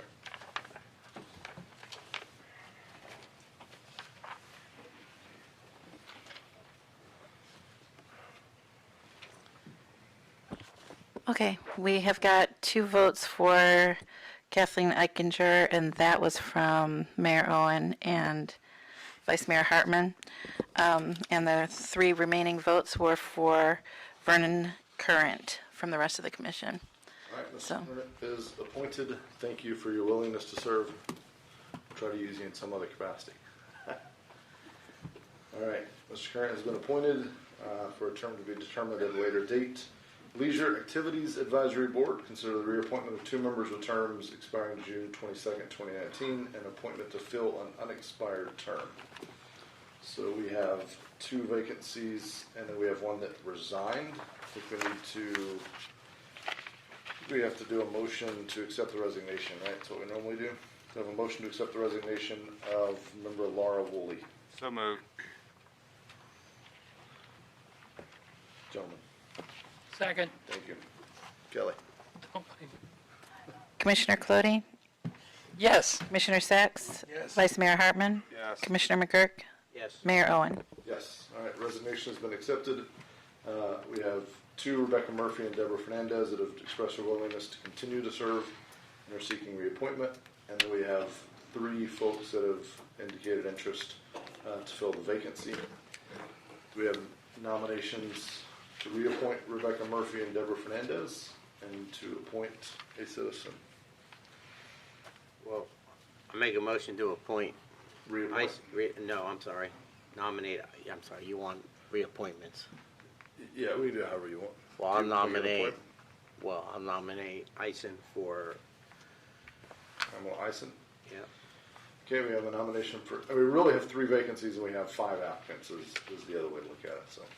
And I'll nominate the 2 existing members to continue to serve. Okay. Second. All right, do we have any other nominations that need to be made? All right. No. No, I just, as we do have a number of people who do want to serve, and we have 2 people who have had a 3rd and a 4th term already. But I do understand that they're very much involved, so as much as I would like to see some more people being involved, I will support that.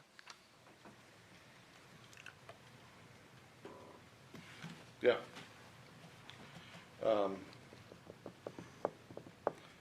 There's a term limit of 2 consecutive terms, right? Yeah, but it's, They haven't met those, right? yeah, one served for 4 terms. One for 3, one for 4. But there is a provision that the commission can waive that. Be waived, but I mean, That's we should be usually, intentional about that, though. and it's usually done when you don't have new Oh, yeah. people.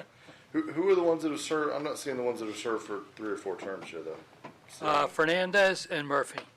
Murphy for 4, Fernandez for 3. let's see, 2010, and then I inquired about staff, and they I got you. Okay. were very productive members. Well, I think, yeah, but it's a little bit of catch-22. I mean, Yes, it it's is. Good members, but term limits are in place for a reason in some ways. So, all right. We had an appointment for those 2 to be reappointed and Pamela Eisen to be appointed. Do we have any other nominations, or do we want to take that? My suggestion would be we move forward with this one. I think moving forward, I'd like to, Kelly, if we can, if we're if we have folks that are reaching term limits or things like that, I think we should, in addition to the kind of the vacancies thing we've started doing, if we can highlight if they've hit term limits or, just give a heads up on stuff like that would be good. Yeah. All right. Hearing no other appointments, we have 3 appointments for the 3 vacancies. If Kelly would call the roll. Commissioner Colodi? Yes. Commissioner Sacks? Yes. Vice Mayor Hartman? Yes. Commissioner McGurk? Yes. Mayor Owen? Yes. Thank you. We have reappointed the 2 members and appointed Pamela Eisen. Item D, the Neighborhood Council. We have 1, 2, 3, 4. We have 5 members that have shown willingness to serve. At the last meeting, we have Commissioner McGurk, Vice Mayor Hartman, each have 1 nomination remaining in their respective zones, and I have 1 nomination as well. We'll begin with the Vice Mayor. Do you have a nomination for your zone? Shy Morris. Okay. Vice Mayor has nominated Shy Morris. We'll just do this all at once if that's all right with y'all. Commissioner McGurk, if you have a nomination. James Lurkins. All right. And I'd like to nominate Robert Johnson out of Zone 4 as well. Really appreciate the applications from the other 2. I know they're beyond qualified, but as I expressed last time, wanted to have someone else from Zone 4. I believe Mr. Johnson lives in Venetian Bay and is on the representative in the HOA. Yes, he's in the audience. There he is. Sorry, didn't have a chance to meet you beforehand. So I appreciate you staying here the whole meeting, and look forward to having that representation of Venetian Bay on the Neighborhood Council. So thank you. All right, we had 3 nominations for the 3 vacancies. City Clerk, if you'd call the roll on those 3, please. Commissioner McGurk? Yes. Commissioner Sacks? Yes. Commissioner Colodi? Yes for all. Vice Mayor Hartman? Yes. Mayor Owen? Yes. Thank you. All right. Thank you to Shy and the others. All right. Item 11. Your term is through May 28, 2022, by the way. Item 11, Mayor and Commission reports. Begin with the Vice Mayor. I'll be brief. Several of us attended the ceremony at the Coast Guard Station this past week. If you've never attended one, you probably should try to see one of these. It was very spectacular, I thought. They involved a lot of the youth. It was very ceremonial, and where they actually had to read their own orders and stuff. So I was really impressed with that. I hope to look forward to working with the new commander in the years to come. That's it. I'll save the rest for later. Okay. Commissioner McGurk. Thank you, Mayor. Went to the Crime Stoppers Award ceremony. There's a few things that I do, and as this position affords me, and that's one of the ones I really love to do.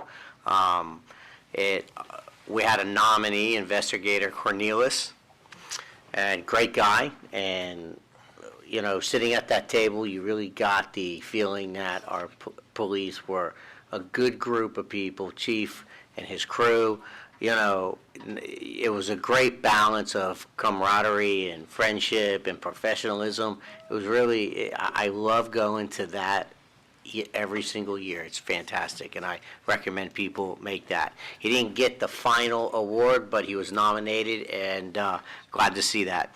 The other thing, briefly, is to my fellow commissioners, I really want to underscore what we've accomplished tonight with the City Hall and taking an old historic building, making it a public building, and having it there forever.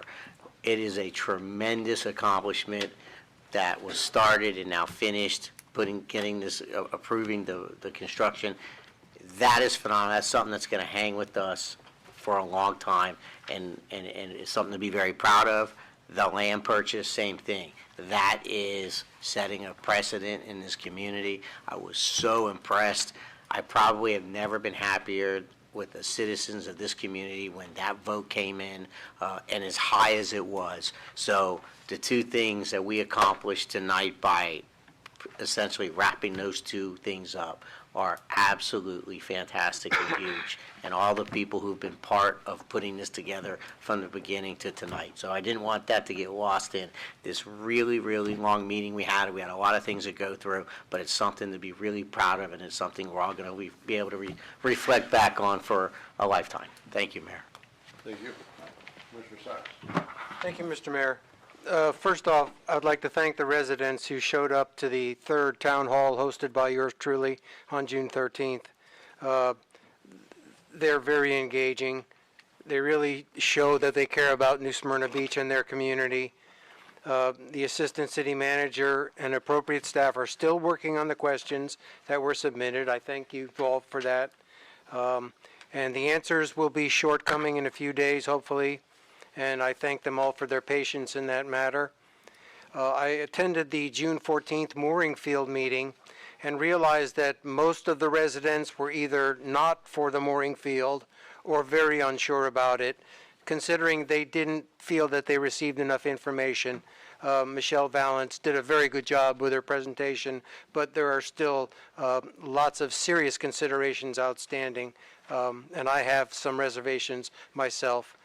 I have one comment which I'll reserve for my colleague, Commissioner Colodi, but I just wanted to bring forth a motion that our city consider restricting clear cutting. I would like us to make a motion to direct staff to take a look at a possible ordinance or resolution, whichever, probably an ordinance is more appropriate, like we did for for burning, something similar, because we're decimating our forests, and I think there's a better way. We saw some examples of that. We know there are examples, so can I get a second to direct staff to come back with some possible thoughts on restricting clear cutting in future projects? So there's a motion to ask staff to come back and talk through this. Have you talked to staff individually about this at all? Have you talked to Brian at all? Do you know in Cary like what may be allowed, what's not allowed, or is this the first? That's actually the second, but okay. I realized that I should make it through a motion. Okay. So they have a motion. I would like to hear what options we have. I'd like to hear from staff.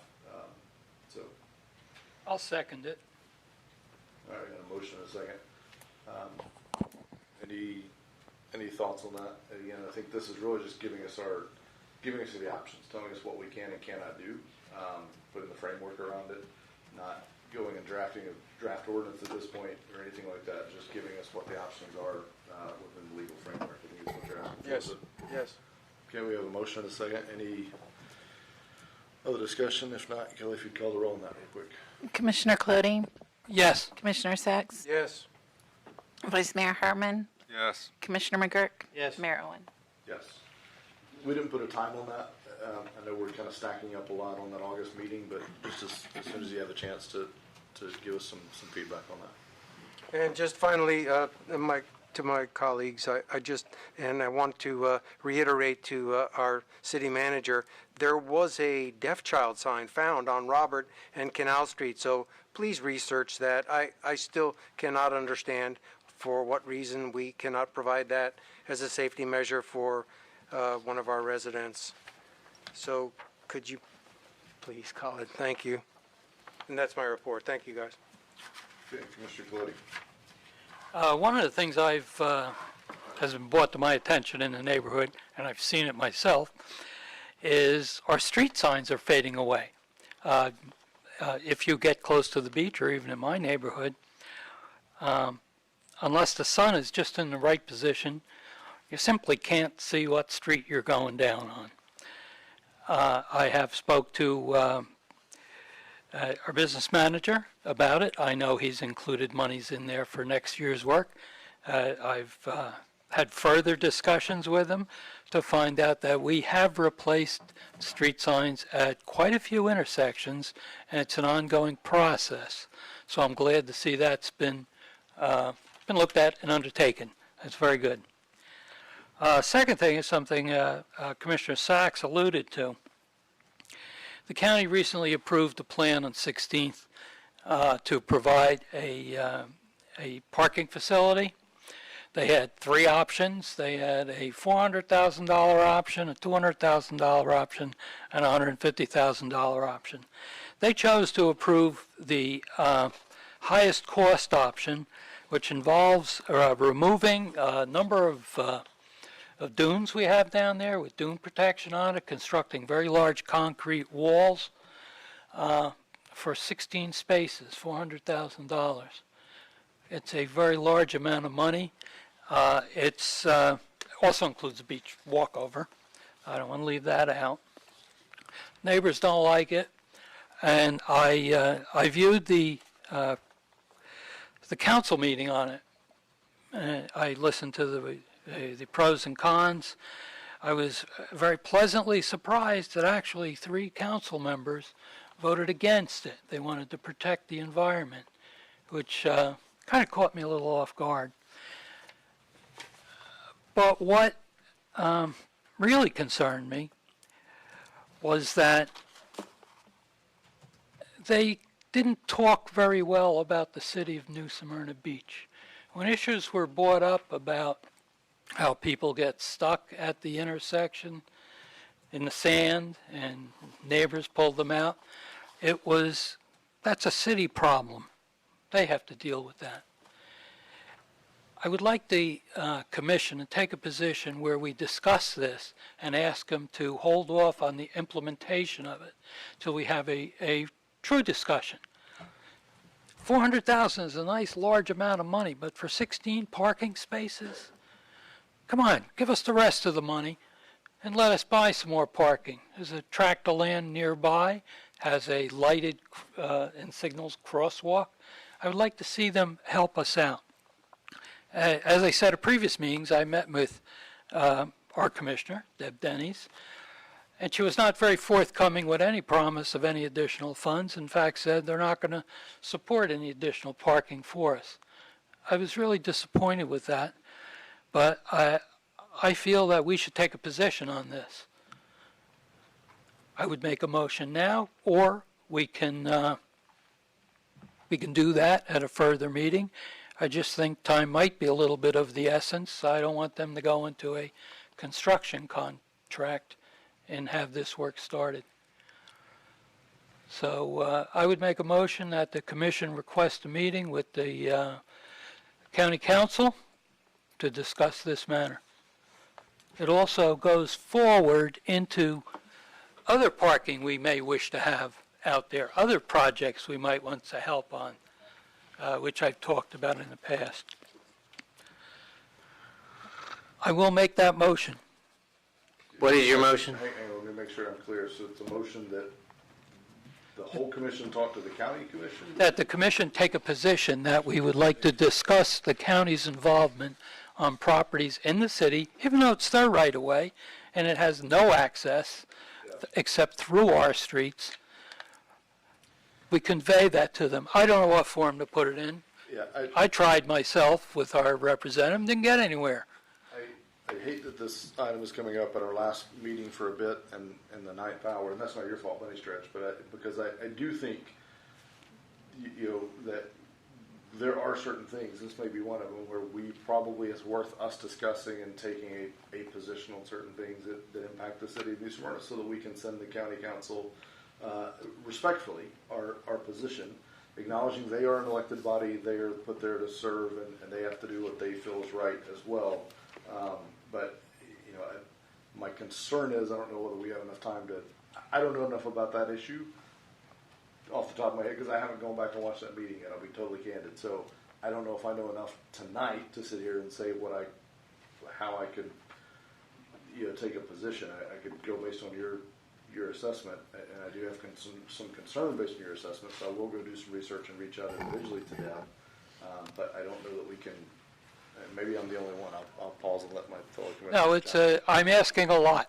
I understand that. I do know. It's a well-made point, though. I think we should. Yeah. I just don't know if we'll get there on this. I know that one of the residents has appeared at a subsequent meeting and asked the county to reconsider their decision to move ahead with that option. Perhaps we could make a motion to support that decision. Might be a little easier. Second for discussion. All right. So I'm not. So what- I'm not exactly sure what the motion was. Just so. Okay. So if you can restate the motion, so we make sure we're clear. I'm restating it, in fact, I'm changing it, that we ask the commission to reconsider their decision as to which option to proceed with at the 16th Avenue parking area. Okay. The county council. County council. We ask the county council to reconsider or at least delay until we can give them an opinion. That's even a better way to do it. Okay.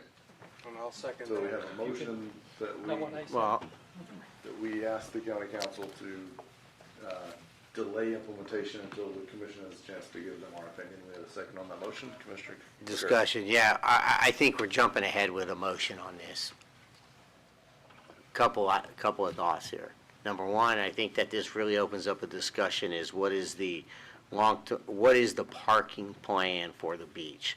I think that, we have you're talking about a symptom of the problem, not necessarily the problem. And I think that there's nothing wrong with us developing a consensus on where we think future direction should come from the county related to our city and what we're experiencing negatively. And we can communicate that to the county council. I'm a little concerned that the tact in which you do it is going to really upset the county council, and I think that we don't, in a public meeting, need to accuse them of not caring or not doing something. I think that should be handled internally, and we do this by communication and setting up a plan to then organize our thoughts of what our concerns are, and then we can go ahead and have staff reach out to the county council, and maybe we can even have a joint meeting or workshop with the county council on the beach issues. So I can assure you that although you may not intend to incite them, every word that you say they're going to listen to, and when you accuse them of something, that's going to be taken accordingly. Doesn't help. So I think there's a right way to do this. I don't think we need a motion right now. I think it's a bigger issue of what kind of conversation do we want to have with the county regarding our beach problems, and not necessarily just jump out accusing them of not caring. Well, I'm not accusing them of anything. I'm just asking them to reconsider that one decision. Yeah, I was going to just add to that. I picked up on one thing you said, that they didn't talk good about us, and I haven't heard the meeting, but I would say let's just be careful how we talk about them and let them worry about them. But I didn't hear at least that he anything too derogatory, defamatory, or inflammatory. So, but it is a relationship, and I think we're all aware of that. We have to keep a positive working relationship with them, and overall, I have few complaints. There are things that. You feel like you might make a different decision if you were in that spot, but there's people that sit out there and think the same about us, and that is what it is. And we have to all work together. So, Mr. Mayor, may I just briefly? Yeah, go ahead. And I'll shed light on this. I stood at the podium before the county council. I was respectful. They were somewhat respectful. It was a good dialogue. It was a very good vote, actually, 4-3. They preferred to go with the greater option of paving a parking lot. It would be very impactful to Hill Street. I'm concerned that they can use these easements, the street easements they have east of Hill Street, for continued access and parking, and the detriment to the beach side, part of our city, Zone 1 and Zone 2. We suffer from tremendous traffic problems. Yeah. And that's the consideration, that they come and talk to us, and maybe we can come to some. And that's what I'm saying. In other words, this is really a bigger issue of how we manage our beach with the county, and I think that we should not. I think that we should have this discussion with them. I just think it's a bigger picture. So It's not adversarial, but Yeah. it is something we need to discuss. That's what we have to avoid. I think the Commissioner McGurk's main concern of mine as well is, we talk about the relationship with the UC. It goes with all of the agencies you work with. It can't become adversarial. No one up here wants that. No one on that dais wants that. We're all neighbors. We're all friends. We all serve the citizens. So the motion, if paraphrasing, that I heard that I could support at least would be, there is, I think, a strategic discussion around beach parking that needs to be had, and obviously the county is a part of this. I mean, they just proved it. They made they're putting parking there. So I think asking them to, if they would consider delaying that while we kind of got our ducks in a row and came to them with a strategy that maybe is complementary to what they're wanting to accomplish. I don't think that's asking amiss. Can't guarantee what they'll do with that, but I think if we came to them and said, look, we're just asking for a little more time so that we can develop some kind of a plan that could complement this. So if that's that's the basis of your That's motion. my ultimate goal. To have Khaled or myself, or maybe the two of us can connect with Deb, our representative. She would be the right vehicle to bring that back up at the county council, or even maybe McGurk. I would defer to him. He has a great relationship with Deb as well. I'd be happy to defer to him. So, but I think somebody reaching out on behalf of the city if the commission desires. So that's kind of the motion that I heard. So that's a reasonable second to that motion. We're about to have to extend the meeting, so let's get a vote on this one, and then we'll move on. Do you have anything to add? I just have 2 words, home rule. All right. Kelly, if you'd call a roll on that. Commissioner Clody? Yes. Commissioner Sacks? Yes. Mayor Owen? Yes. Commissioner McGurk? Yes. Vice Mayor Hartman? Yes. Okay, so I know you still have some time, real quick before you do that. So, Khaled, you and I will talk. We've got the direction. Let's you and I talk. We'll figure out what I mean. You touch base with Deb. Again, I'm happy to defer. McGurk has worked with her much longer than I have, so I'm happy to even defer to him if he wants to have that conversation, but you and I will talk about that. Before you go on, I need a motion to extend the meeting no later than 11 o'clock. We're bumping into our 10:30 deadline. So moved. Second. City Clerk? Vice Mayor Hartman? Yes. Commissioner McGurk? Yes. Mayor Owen? Yes. Commissioner Sacks? Yes. Commissioner Clody? Yes. All right, your time. I want to thank you all for that consideration on that. I think it'll help us in the long run. Next item. I attended the East Central Florida Regional Resilience Meeting. Along with Commissioner Hartman was there also. In my opinion, it's another layer of regionalization. At this particular point, they are looking for direction, or trying to figure out what their direction is, whether they should promote a high level of involvement, such as is done in California, take an intermediate level, which might be recommending things such as ordinances, or the third option, which I prefer, is just use it as a conduit for information dispersal. So if we're looking for some particular help on something, we would have an avenue to ask for it. It extends all the way to the west to include Orlando, so it's a pretty diverse area.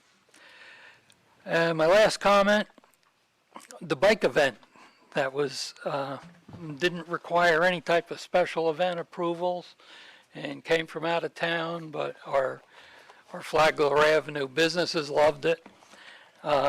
I spoke with the chief about it, who said there was really no complaints. So other than what I heard and the general, just so many people there, it seemed to work pretty well. So I'm glad to hear that. Maybe in the future, when we know some of these things are coming, we can speak to our vendors down there and ask them for a little extra consideration, but not require any special permits or anything. That's it, Mr. Mayor. We couldn't, in that case, there's nothing really, I'm going to be like requiring a special permit for Bike Week. You can't permit the whole event. You can permit individual components, which we passed one bike and bar special exemption on a parking lot beer garden, I think it was.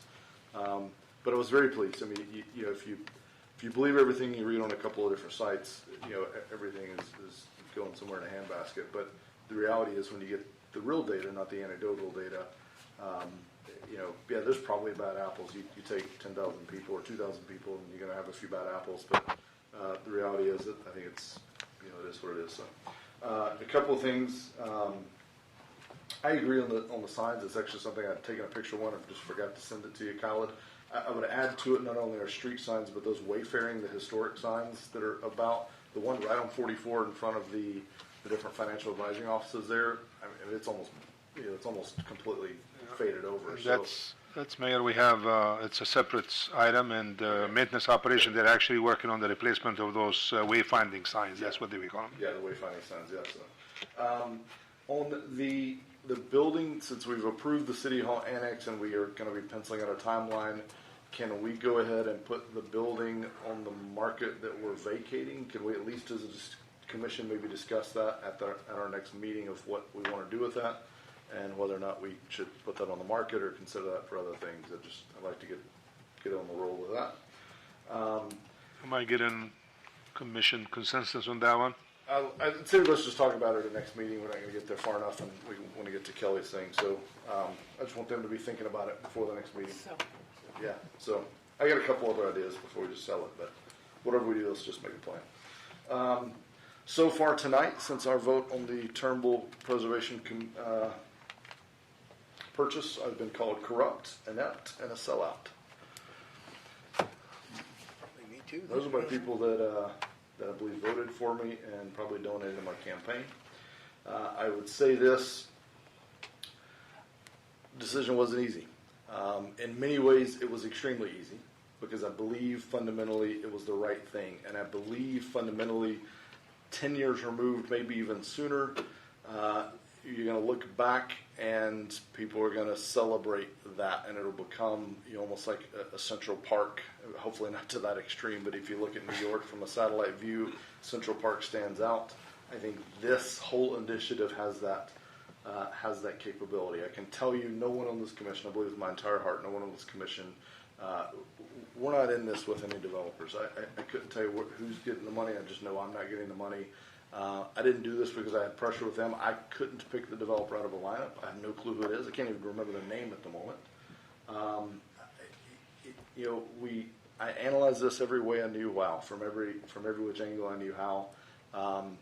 I think truly in many ways for us as a commission, it was a lose-lose vote and for many of the constituents. Not, I think, the vast majority, but I think for the vocal minority it was a lose-lose. Because if you vote no, and then this gets developed and we don't stop that, just like we had with the Turnbull Trace issue where our hands are tied and we have to vote, and that happens, and someone does build on the swampland, which, by the way, they've been doing since the day Florida was found. They've been building on swampland. If we didn't do this, that land will be built on. Maybe not tomorrow, but I promise you it would be. And oh, by the way, I can control maybe saying no for the next year and a half while I'm sitting up here. But who knows what happens in the next election? The three of us go up for re-election. That developer plays in the election, and all of a sudden, maybe it's three very development-friendly folks that are sitting up here, and maybe the tree ordinance gets repealed. Maybe there's too many maybes. This locked it in. This, I know what's going to happen with that land now. So we took an opportunity. I believe we executed the will of the voters. I'm going to have to agree to disagree with some.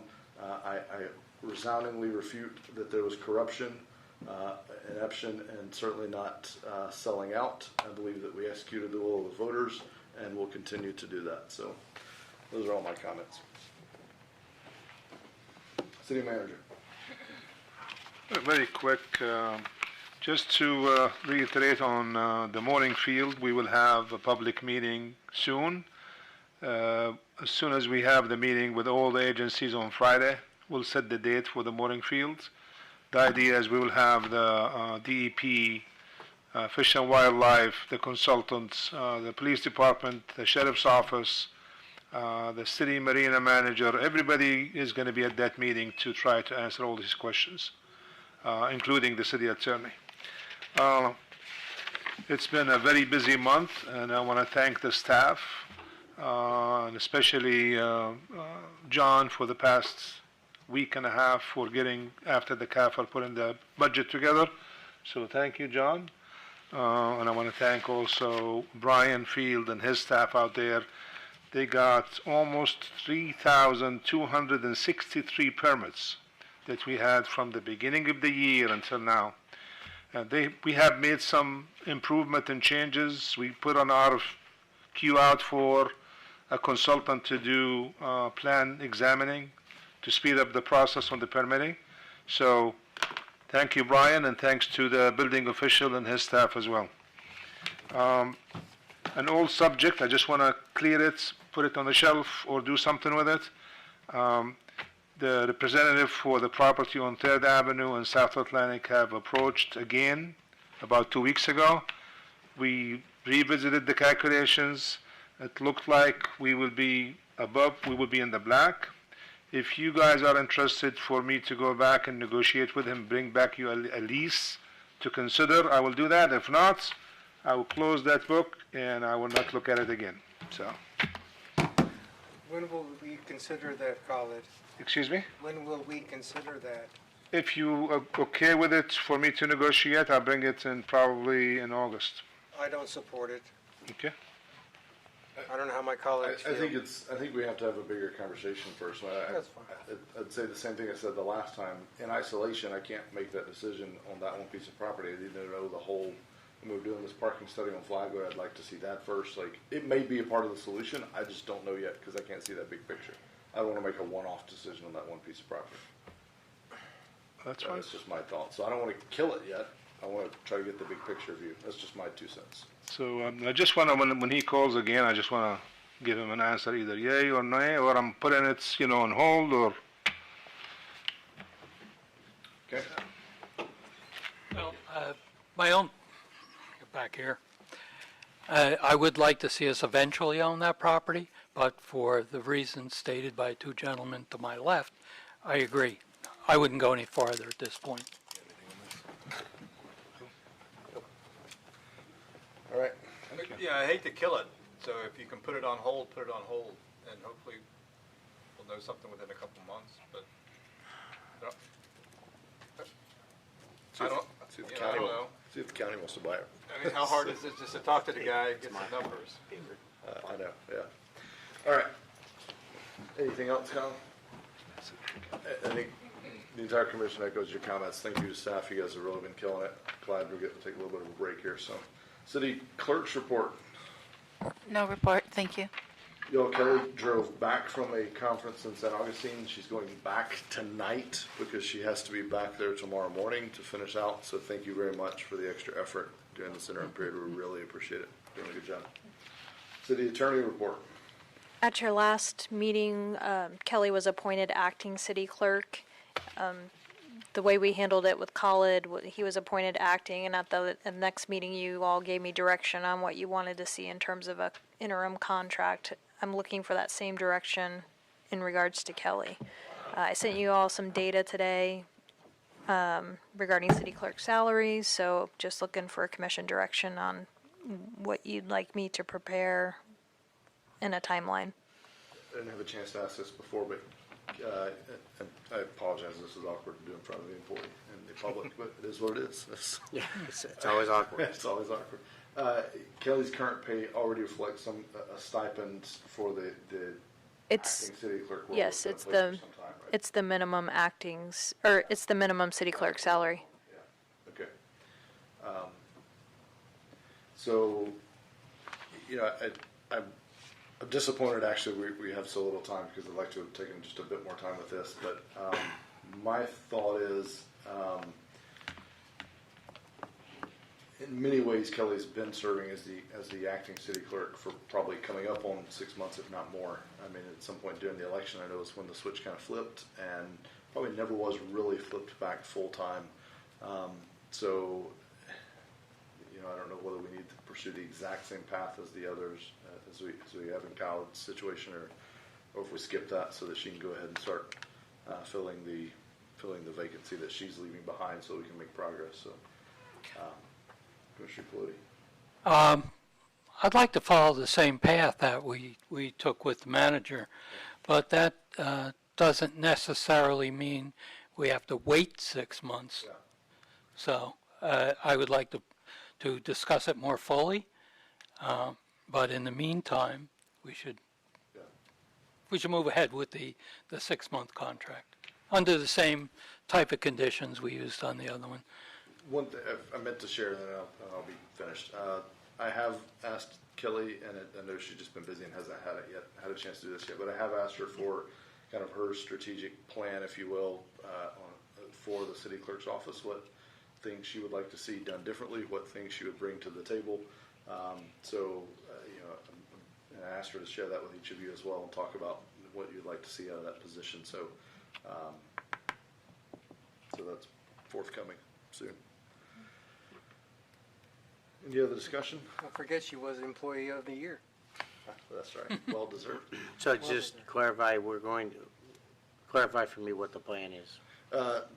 We haven't made one yet. That's what we're doing right now. But one Okay. thing what Commissioner Clody has considered is do the same thing we did with Kyle. Put a contract in place that covers us for 6 months as the acting city clerk, and we can always end that sooner and appoint full-time if we choose, or go to a search if we choose. Okay, and when you say we moved her to the minimum, what exactly does that mean?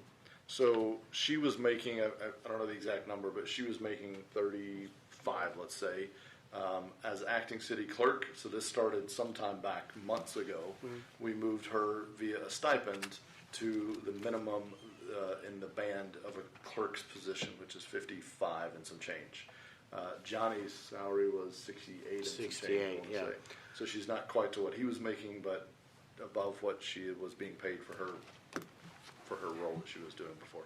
So the proposal on the table is to give her a 6-month interim contract to evaluate her? Is that what I'm hearing?